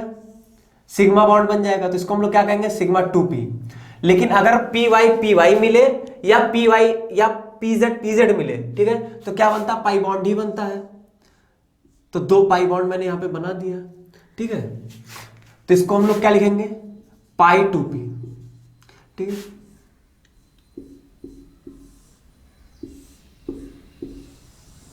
ठीक है, यहां पर क्या हो जाएगा, ये आपका पाई स्टार 2p, ये क्या हो जाएगा, सिग्मा स्टार 2p, ठीक है, एंटी बॉन्डिंग वाले। एक तो इस तरीके का बनेगा, एक में क्या होगा ना, इधर वाला जो मैंने लिखा है, इसमें क्या करना है ना, आप लोग यहां तक सेम बना देना 2s तक। 2s के बाद आपको क्या करना है, p वाले में ही चेंजिंग करनी, याद रखिएगा, ठीक है। बना लीजिएगा अपने आप, उसमें मत मुझे परेशान करिए। अभी आप देखिए अंतर दिखेगा आपको, दिख रहा है कि नहीं दिख रहा है अंतर, पहले ये बता दीजिए मुझे। ये बस मैंने p वाला बनाया भाई साहब, 2p, ठीक है। अंतर दिख रहा है कि नहीं दिख रहा, पहले ये बताइए। क्या किया है मैंने, यहां पर मैंने पाई 2p ऊपर लिखा था, यहां पर पाई 2p नीचे कर दिया। इसका रीजन होता है, वो होता है, एक्सप्लेन किया जाता है आपके एसपी मिक्सिंग द्वारा। कहां से, एसपी मिक्सिंग एक टर्म आता है, एसपी मिक्सिंग, ठीक है। तो वो मैं यहां पर डिटेल में डिस्कशन नहीं करूंगा, आपके किसी काम का नहीं है, और अल्टीमेटली आप इसको यूज भी नहीं कर पाओगे, ठीक है। समझाने के लिए उसमें एक लेक्चर लेना पड़ेगा मुझे पूरा, वो मैं लूंगा नहीं यहां पर अभी, ठीक है। तो यहां पर आपको बस ये याद रख लेना है कि ये जो आपका डायग्राम बना हुआ है, ये वाला जो डायग्राम, ये जो है आपका, ये विदाउट एसपी मिक्सिंग है, विदाउट एसपी मिक्सिंग, और ये जो है आपका, ये विथ एसपी मिक्सिंग है आपका। आप कहोगे सर ये कब बनाएंगे और ये कब बनाएंगे, तो जब भी आपको अगर O2 या F2 का बनाना होगा तो आप ये यूज करिएगा। जब भी आपको अगर B2, C2, N2 का बनाना होगा तो ये वाला यूज करिएगा, ठीक है। B2, C2, N2 अगर बनाना होगा तो ये वाला आप यूज करिएगा। समझ गए मेरी बात, B2, C2, N2 में वो, और O2, F2 में ये वाला विदाउट एसपी मिक्सिंग वाला, ठीक है। ऑक्सीजन का अगर कुछ भी बनाने के लिए कहेगा तो याद रखिएगा, पहले सिग्मा देन वाला पाई, ठीक है, विदाउट एसपी मिक्सिंग है। एसपी मिक्सिंग में होता है बेसिकली, मैं थोड़ा बता देता हूं। एसपी मिक्सिंग में क्या होता है ना, ये जो सिग्मा 2p है, ये जो आपका सिग्मा 1s है, ठीक है, इन दोनों की एनर्जी जो होती है थोड़ा कंपेरेबल होती है, मतलब आसपास होती है, तो इन दोनों में मिक्सिंग हो जाती है। मिक्सिंग होने से क्या होता है, एक ऊपर चला जाता है और एक नीचे चला आता है। इसके नीचे आने से कोई फर्क नहीं होता, लेकिन इसके ऊपर जाने से फर्क पड़ जाता है, जो कि डायग्राम में आपके दिखता है। डिटेल में मत जाइए, जितना बोलना उतना करते जाइए। अब जैसे मान लीजिए ऑक्सीजन में कहता, मान लीजिए कहता कि O2 का बताइए क्या होगा, या कहता कि O2 प्लस का बॉन्ड ऑर्डर क्या होगा, मान लीजिए आपसे कह देता है। O2 प्लस का बॉन्ड ऑर्डर कैसे निकालेंगे, देखिए O2 प्लस मतलब कितना हो गया, 15 इलेक्ट्रॉन, 15 इलेक्ट्रॉन। पहले भरिए 1 2 2 2 4, इधर 2 6 2 8, सोचना ही नहीं था, ठीक है। अब 2 यहां पर भर देंगे 10, अब यहां पर 1 1 भरिएगा, क्योंकि 2 आ गए ना, तो हुंडसूल के तरीके से भरिएगा। तो कितना हुआ, 2 2 4 2 6 2 8 2 10 2 12 1 13 1 14 और 1 15, इस तरीके से आपके भरे जाएंगे। अब इसमें आपको अगर बॉन्ड ऑर्डर निकालना है O2 प्लस का, तो कुछ मत करिए, हाफ ऑफ कितने बॉन्डिंग इलेक्ट्रॉन से देख लीजिए, 1 मतलब 2 2 4 2 6 2 8 2 10, 10 है बॉन्डिंग, और एंटी बॉन्डिंग कितने होंगे, 5 होंगे, जो 5 बचे हैं। तो 10 माइनस 5 कितना हो गया, 5, 5 बाय 2 2.5 आ जाएगा। और अभी यहीं पर अगर O2 का पूछता तो 1 इलेक्ट्रॉन और बढ़ा लीजिए। O2 प्लस में क्या कहते, 1 इलेक्ट्रॉन कम किए थे, O2 में 1 इलेक्ट्रॉन बढ़ा लीजिए।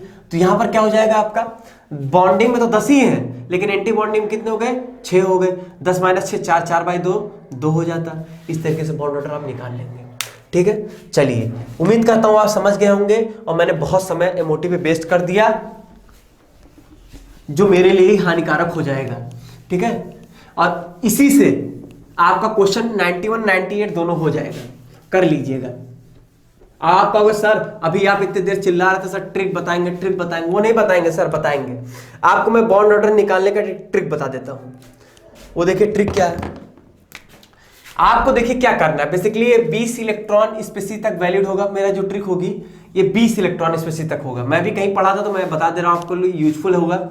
आपको एक ऐसे संख्या लिख लेनी है, ट्रिक है, कोई लॉजिक नहीं लगाएंगे, कोई भी लॉजिक नहीं लगाएंगे। लॉजिक लगाएंगे खत्म हो जाएगी पूरी कहानी में, खत्म हो जाएगी। जहां बता दे रहा हूं लॉजिक नहीं लगाना, जैसे कह रहा हूं वैसा करिए। इधर लिख लीजिए बॉन्डिंग इलेक्ट्रॉन्स, इधर लिख लीजिए एंटी बॉन्डिंग इलेक्ट्रॉन्स, ठीक है। इस तरह लिख सकते हैं 2 2 2 2 6 6, ठीक। आपको क्या करना है बताता हूं, चलना पहले आपको ऐसे है, इस तरीके से, ठीक है। चलेंगे आपका रास्ता ये होगा, जैसा भी मैं O2 का निकाल रहा था ना, O2 याद है कितना आया था 2, O2 प्लस कितना आया था 2.5, यही दोनों मैं प्रूफ करा देता हूं यहां पर। देखिए कैसे, O2 में इलेक्ट्रॉन्स कितने हैं 16।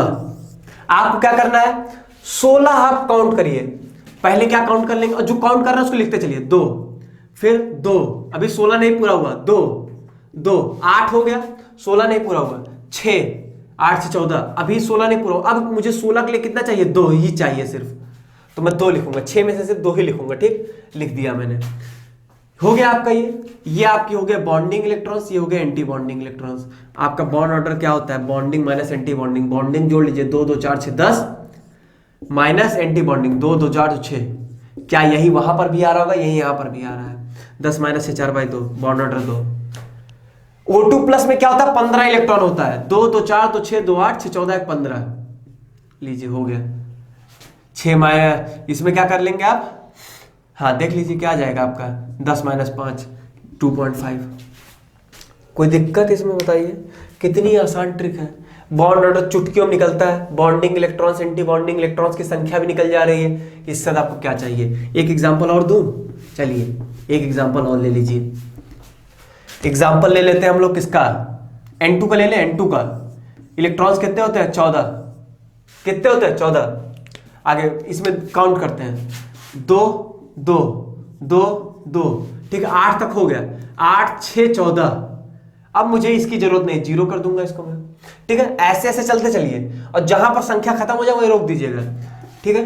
तो यहां पर बॉन्ड ऑर्डर क्या हो जाएगा आपका, half of 6 minus 0/2 that is the 3। Bond order कितना हो गया 3 आ गया, वहां से काउंट कर लीजिएगा, वहां पर यही आएगा, ठीक है। चलिए उम्मीद करता हूं कि आपको ट्रिक समझ में आई होगी, ध्यान रखिएगा सिर्फ ट्रिक है।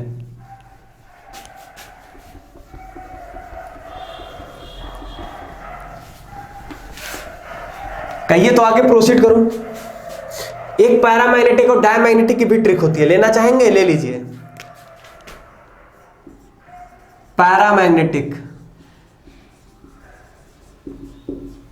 पैरामैग्नेटिक जानते हैं कौन से होते हैं, जिसमें टोटल जो है आपके वो ऑड इलेक्ट्रॉन्स अगर होंगे, ठीक है। टोटल इलेक्ट्रॉन्स अगर आपके क्या हो, अगर ऑड इलेक्ट्रॉन्स होंगे टोटल इलेक्ट्रॉन्स, तो वहां पर क्या होता है पैरामैग्नेटिक। डायामैग्नेटिक के केस में क्या है कि अगर आपका टोटल इलेक्ट्रॉन जो है वो अगर वो इवन इलेक्ट्रॉन्स होंगे तो क्या होगा, वहां पर डायमैग्नेटिक होगा। एक्सेप्शन याद रखिएगा, ट्रिक है ना ये, तो हो जाता है। इसमें देखिए क्या है कि अगर आपका 10 या 16 इलेक्ट्रॉन की स्पेसी है, मतलब जैसे आपका अगर B2 या O2 है, ठीक है, तो उस केस में ये है क्या, इवन है तो आपका होना क्या चाहिए था डायमैग्नेटिक, लेकिन होगा क्या पैरामैग्नेटिक। बस यही याद रख लीजिएगा, बाकी सब हो जाएगा आपसे। जैसे मान लीजिए उसने पूछा बताइए O2 प्लस क्या होगा, O2 प्लस मतलब टोटल इलेक्ट्रॉन्स कितने हो गए 15, 15 मतलब क्या हो गया ऑड मतलब क्या हो गया पैरा, ऑड मतलब क्या हो गया पैरा। याद कैसे के रखेंगे, ऑड का O और पैरा का P, OP नजदीक नजदीक, डायमैग्नेटिक का D, इवन का E, DE नजदीक नजदीक, ठीक है। इस तरीके से भिड़ा के आप याद कर सकते हैं। चलिए ठीक है, ट्रिक इसको नोट कर लीजिएगा। एक्सेप्शन ध्यान दीजिएगा, नहीं कहेंगे सर गलत करा दिया हमारा क्वेश्चन। एक्सेप्शन याद रख लीजिएगा।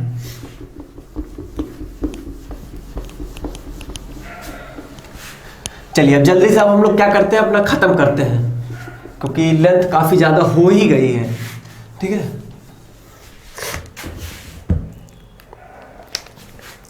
अगला जो है आपका क्वेश्चन कौन सा है 92 कुछ बताना नहीं था, ठीक है। 91 में भी कुछ था नहीं, पूछा है कि in which of the following bond order will increase. ठीक है, तो वो निकाल लीजिएगा, ट्रिक से निकाल लीजिएगा, आसान हो जाएगा। वैसे निकाल नहीं पाएंगे, बहुत समय लगता है। ठीक है, निकाल लीजिएगा, आ जाएगा आंसर, कोई दिक्कत नहीं है। Correct order of the ligands आपको बताना है अकॉर्डिंग टू फील्ड स्ट्रेंथ। इन्होंने 4 लीगेंड्स लिख दिया है, Cn माइनस CO NH3OH। इनको फील्ड स्ट्रेंथ के अकॉर्डिंग इनको अरेंज करना है। तो स्पेक्ट्रोकेमिकल सीरीज में delta O that is the octahedral field splitting energy होती है। ठीक है, ऑक्टाहेड्रल फील्ड स्प्लिटिंग एनर्जी, इसके कैलकुलेशन के बेसिस पे एक सीरीज ड्रॉ की गई थी, वो थी स्पेक्ट्रोकेमिकल सीरीज। ठीक है, इसकी एक्सपेरिमेंटल वैल्यू पर, ठीक है, एक्सपेरिमेंटल वैल्यू थी ये, किसी को इसका कोई लॉजिक नहीं है। ठीक है, तो एक्सपेरिमेंटल सीरीज है आपकी स्पेक्ट्रोकेमिकल सीरीज, और वही उसी से ही आपकी पूछा गया क्वेश्चन। स्पेक्ट्रोकेमिकल सीरीज आपको बेसिकली इतना याद होनी चाहिए, I minus Br minus Cl minus F minus, ये मैंने फील्ड स्ट्रेंथ की इंक्रीजिंग ऑर्डर में लिख रहा हूं, F minus OH minus H2O। ठीक है, I minus Br minus Cl minus F minus OH minus H2O NH3 En Pr3। ठीक है, ये सारे लीगेंड्स हैं आपके increasing order of field strength में, मैं ये लिख रहा हूं NH3 En Pr3 Cn minus CO और NO, Cn minus CO NO plus. ठीक है, ये हो जाता है आपका ऑर्डर। तो मेरे हिसाब से आप अपना निकाल ले जाओगे, आपका इसमें सबसे आगे जाएगा CO, then Cn minus, then NH3, then OH minus. ठीक है, तो बेसिकली इतना याद रखो, बाकी पूरी जो स्पेक्ट्रोकेमिकल सीरीज है वो आपको आपके एनसीईआरटी बुक में मिल जाएगी, आप याद रखिए, आपके लिए बेहतर होगा। अगला क्वेश्चन देख लीजिए, कोऑर्डिनेशन की स्टार्टिंग कर दिया है, 2 क्वेश्चन हो चुके कोऑर्डिनेशन के आपके, कितना इंपॉर्टेंट हो जाएगा आपके लिए, लेकिन सारे क्वेश्चन गंदे थे। पूछा है select the compound in which the metal is in zero oxidation state. यार ये बहुत आसान है, ये आपके रिडॉक्स चैप्टर का मैं बार बार बोलता था, रिडॉक्स चैप्टर से ऑक्सीडेशन नंबर डायरेक्ट नहीं पूछता है, वो हमेशा कोऑर्डिनेशन में घुसेड़ के पूछता है। इसको आप कैसे निकालोगे, बहुत आसान होगा। आपका जो पहला है वही है FeCO का होल 5।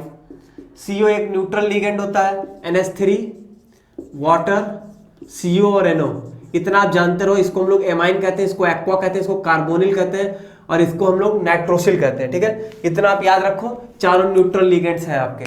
तो न्यूट्रल लिगेंड है तो x की वैल्यू यहाँ पर 0 हो जाएगी, अगर यहाँ पर x इसको ले चलते हैं तो। ठीक है, यही होगा, बाकी कोई नहीं होगा। आप देख सकते हो सब में चार्जेस आ जाएंगे किसी न किसी तरीके से। अगला क्वेश्चन आपका जो 94 है वो क्या कहता है, बहुत आसान है वो भी। कहता है कि एक स्क्वायर प्लेनर कॉम्प्लेक्स कब बनेगा, when metal hybrid orbitals of. Square planar में 2 ही चीज है, या तो DsP2 होगा या तो sp2d होगा। दिया गया ऑप्शन में नहीं दिया गया, आपके ऑप्शन में, आपके ऑप्शन में दिया ही नहीं गया square planar complex which is formed when the metal hybrid orbitals of the following type.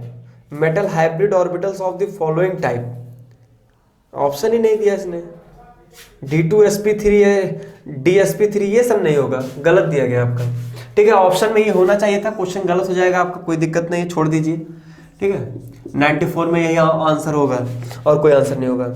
अगला कहता है कि आपको बताना है correct statement in reference to the, 2 इन्होंने कॉम्प्लेक्स कंपाउंड लिखा है, उसके रेफरेंस में आपको बताना है कौन सी करेक्ट स्टेटमेंट है। क्या है दोनों में, वो ले लेता हूं पहले। इन्होंने क्या क्या दिया है, NiCN का होल 4, ये भी हो चुका है पीछे, अभी मैं सॉल्व किया हूं ये सब। ठीक है, NiCN का होल 4 2 माइनस, बहुत फेमस है दोनों, NiCO का होल 4। एक चीज यहां पर बताना, वही बता दूंगा बस। NiCN का होल 4 2 माइनस तो मैं शायद डिस्कस कर चुका हूं, ऑलरेडी डिस्कस्ड। और यहां पर कितना आया था आपका, D8 आया था, और D8 वाला स्ट्रॉन्ग लिगेंड है, तो इस केस में क्या होगा, DsP2 हाइब्रिडाइजेशन हो जाएगा, स्क्वायर प्लेनर कॉम्प्लेक्स हो जाएगा। ऑलरेडी डिस्कस्ड है, इसलिए मैं लिख लेते हैं ऑलरेडी डिस्कस्ड। ठीक है, ऑलरेडी डिस्कस्ड। तो इसको मैं आपका ना आपका समय ना अपना समय वेस्ट करूंगा। NiCO का होल 4 में डिस्कस कर लेता हूं क्योंकि नहीं किया था। NiCO का होल 4 मतलब क्या होगा, Ni0। ठीक है, ठीक है, यही तो होगा ना, Ni0। Ni0 का मतलब हो गया आपका क्या, 4s2 3d8। ठीक है। अब इसका आप कैसे निकालोगे हाइब्रिडाइजेशन, बताइए कैसे निकालेंगे। यहां के लिए मैं आपको एक बात बताता हूं, पहले सुनिए, आप वो कॉन्सेप्ट नहीं पढ़े होंगे तो नहीं कर पाएंगे। एक होता है कन्वर्टेड डी सिस्टम। क्या होता है कन्वर्टेड डी सिस्टम? इसके अंतर्गत क्या होता है कि अगर DNS1 या DNS2 कॉन्फ़िगरेशन कहीं पर भी मिलता है तो इसको हम लोग चेंज कर लेते हैं। किसमें चेंज कर लेते हैं? इसमें DN+1 S0 और DN+2 S0 में चेंज कर लेते हैं। क्या करते हैं हम लोग? कन्वर्टेड डी सिस्टम क्या होता है, कहीं पर भी आपको DNS1 कॉन्फ़िगरेशन या DNS2 कॉन्फ़िगरेशन मिलेगा, आप क्या करोगे, DN+1 S0 और DN+2 S0 कॉन्फ़िगरेशन आप इसको अपने आप बना लोगे। ठीक है, यहां पर भी यही मिल रहा है, इसको पकड़ के लेके आओ। यहां पर ये क्या हो जाएगा आपका, ये जो इस बेसिस पे है, ये इस बेसिस पे तो हम लोग क्या लिखेंगे 4S0 और 3D10, यही तो हो जाएगा हमारा कन्वर्टेड डी सिस्टम। D10 आ गया तो बताओ भाई, मैं बताया था D10 के केस में क्या होता है, सब भरा हुआ है, क्या करोगे, कुछ नहीं, S लोगे, 3 ठो P ले लोगे, sp3 हाइब्रिडाइजेशन हो जाएगा, टेट्राहेड्रल सेफ हो जाएगा इसका। मैंने पूरा कोऑर्डिनेशन नंबर 4 डिस्कस कर चुका हूं, तो अब दोबारा तो नहीं करूंगा, इसमें समय दूंगा नहीं। मैं सीधे स्टेटमेंट मिलाता हूं। बोथ आर स्क्वायर प्लेनर गलत, बोथ आर टेट्राहेड्रल गलत, NiCO का होल 4 टेट्राहेड्रल सही है, NiCN का होल 4 2 माइनस स्क्वायर प्लेनर सही है, यही थर्ड वाला सही हो जाएगा आपका। ठीक है, आगे बढ़ते हैं। अगला इसने पूछा IUPAC नेम से,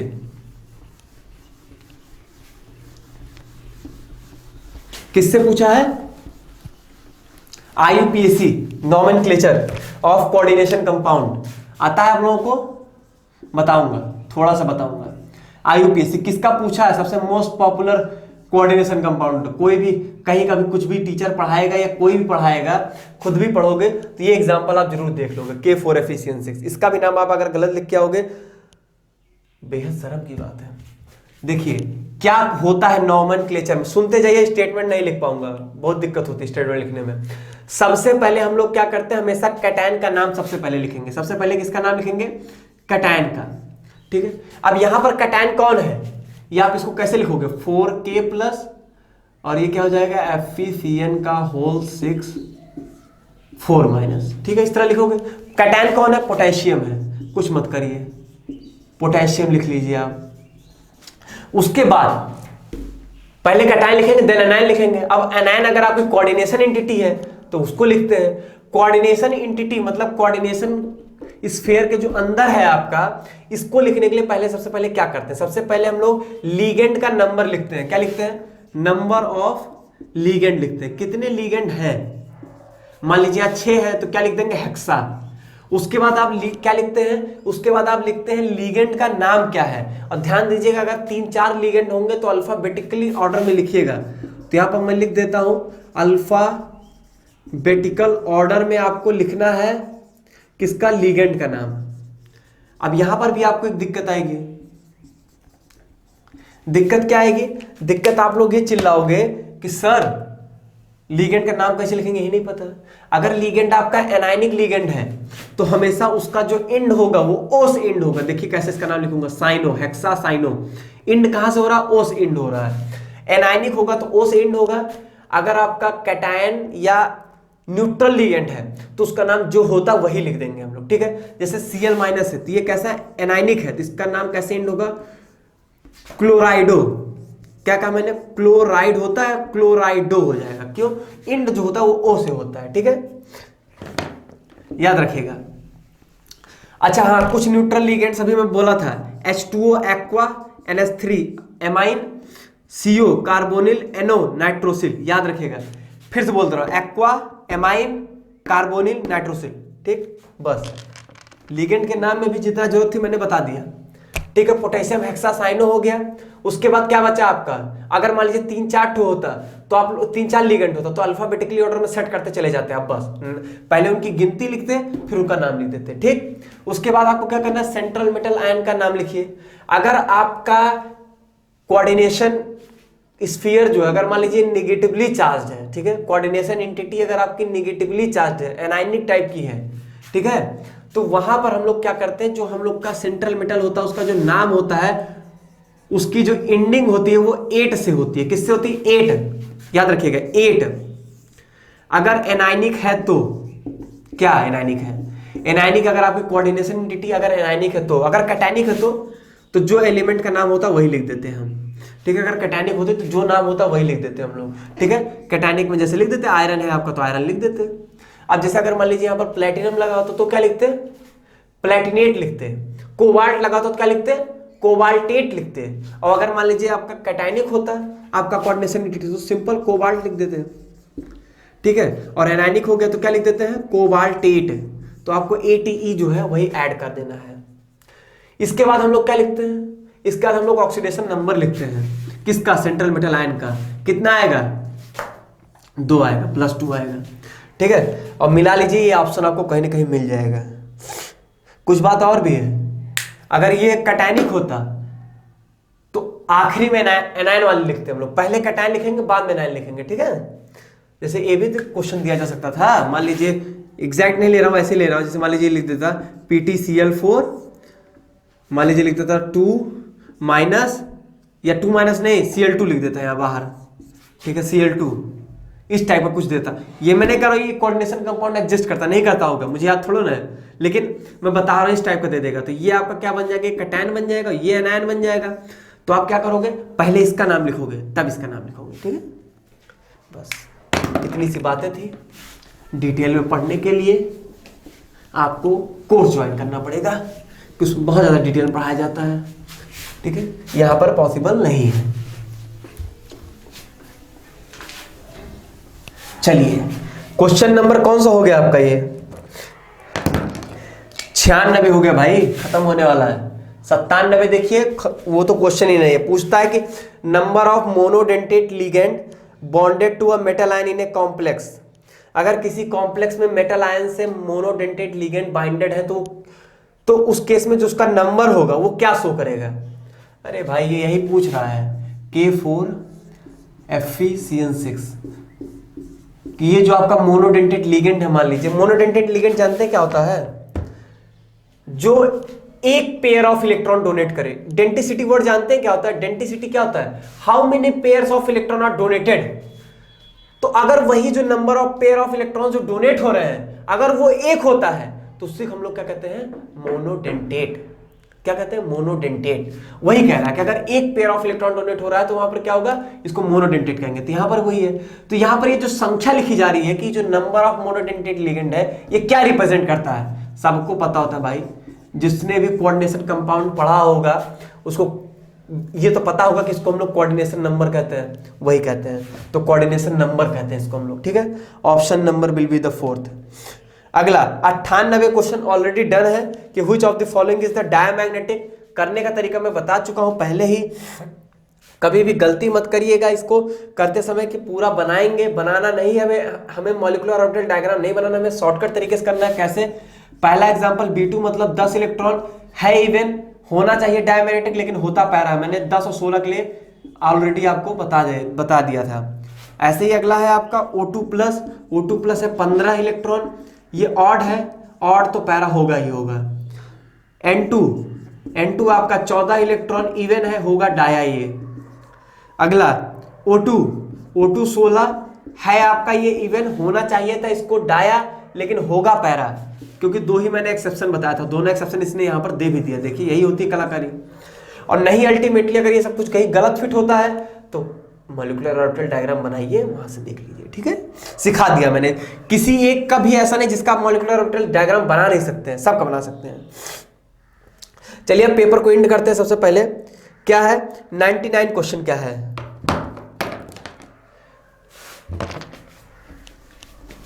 99 क्वेश्चन यार करना ही नहीं चाहिए मुझे, पहली बात तो शर्म लगती है क्वेश्चन करते समय। How many d electrons are present in the Cu2+ ion? अभी बताया था 4s03d9 9 इलेक्ट्रॉन होगा। बताया था किस तरीके से होता है, बताया था मैं आपको ये बात कि हम लोग इलेक्ट्रॉन भरते भी पहले s में है, निकालते भी s में है, निकालते भी पहले s से है। बात आती है कि सर भरते समय क्या रीजन देते हैं? भरते समय कहते हैं कि हम n+l रूल के अकॉर्डिंग भरते हैं, क्योंकि n+l की इंक्रीजिंग वैल्यू के अकॉर्डिंग ही हम लोग इलेक्ट्रॉन्स को फिल करते हैं। तो चलिए वो लॉजिक तो ठीक है। दूसरा लॉजिक क्या होता है, जब हम लोग क्या होता है पहले स्टार्टिंग में जब भरते हैं तो जब डी में इलेक्ट्रॉन्स भरता जाता तो क्या होता है कि वहां पर जेड इफेक्टिव बढ़ जाता है। आप अगर कभी पढ़ोगे Z effective is equal to Z minus sigma होता है। सिग्मा आपका क्या होता है, स्क्रीनिंग कांस्टेंट होता है।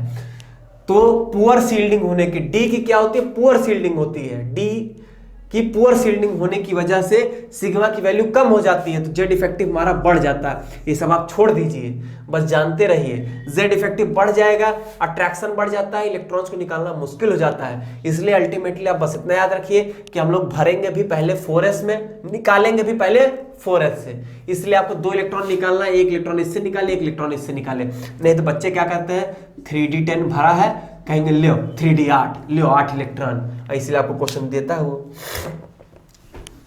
चलिए आगे बढ़ते हैं, आगे नहीं बढ़ेंगे, आखिरी क्वेश्चन करेंगे, 100 नंबर का क्वेश्चन करेंगे अब हम लोग। क्वेश्चन में कुछ नहीं पूछा है, पूछा how many unpaired electrons are present in a complex of Fe3+ ion. अब देखिए बहुत लोग इसमें पगला जाएंगे। पूछा है कि how many unpaired electrons are present in the complex, याद रखिएगा लिख क्या रहा है, in the complex of Fe3+ ion.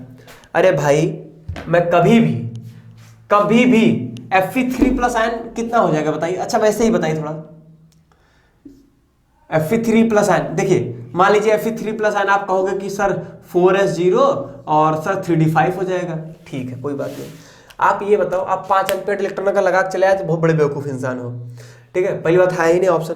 दूसरी चीज देखिए, जब ये कह रहा है कि कॉम्प्लेक्स ऑफ Fe3+ आयन, अरे भाई कॉम्प्लेक्स ऑफ Fe3+ आयन पहले कॉम्प्लेक्स तो दो। मुझे जब यही नहीं पता होगा कि लीगेंड हमारा स्ट्रॉन्ग फील्ड है, लीगेंड हमारा वीक फील्ड लीगेंड है, या हमारा ये ऑक्टाहेड्रल कॉम्प्लेक्स है, टेट्राहेड्रल कॉम्प्लेक्स है, तो मैं कैसे अनपेयर्ड इलेक्ट्रॉन बता दूंगा भाई। अभी ऑक्टाहेड्रल का बोल देता, स्ट्रॉन्ग लिगेंड दे देता तो अलग बात होती, टेट्राहेड्रल दे देगा स्ट्रॉन्ग लिगेंड देता अलग बात हो जाएगी, कैसे मैं बता सकता हूं। तो इसीलिए 4th ऑप्शन दिया गया इसमें कि कुछ नहीं कहा जा सकता जब तक लिगेंड के बारे में पता ना हो, वही आंसर टिक कर देते सही हो जाता। इसी के साथ आपका बीएससी मैथ का 50 के 50 क्वेश्चन जो है आपके कंप्लीट हो चुके हैं। और कोई भी क्वेश्चन आपको ना समझ में आया हो, ऐसा हो नहीं सकता है, तब भी आप कमेंट बॉक्स में जरूर बताइएगा कि आपको ये रैंक बूस्टर सीरीज कैसी लग रही है, क्वेश्चंस आपको कितने समझ में आ रहे हैं, कितना अच्छा लग रहा है हम लोग का मेथड। और यही सब चीजें आपका जितना आपके लाइक होंगे, आपके जितने शेयर होंगे, जितने कमेंट होंगे, वही सब चीजें हम लोग को मोटिवेट करते हैं, बाकी तो कुछ मिलता है नहीं, ठीक है। तो उम्मीद करता हूं कि आप लोगों को ये सब चीजें समझ में आई होंगी, और मैं इसी चीज के साथ आपसे विदा लेता हूं। बहुत बहुत धन्यवाद।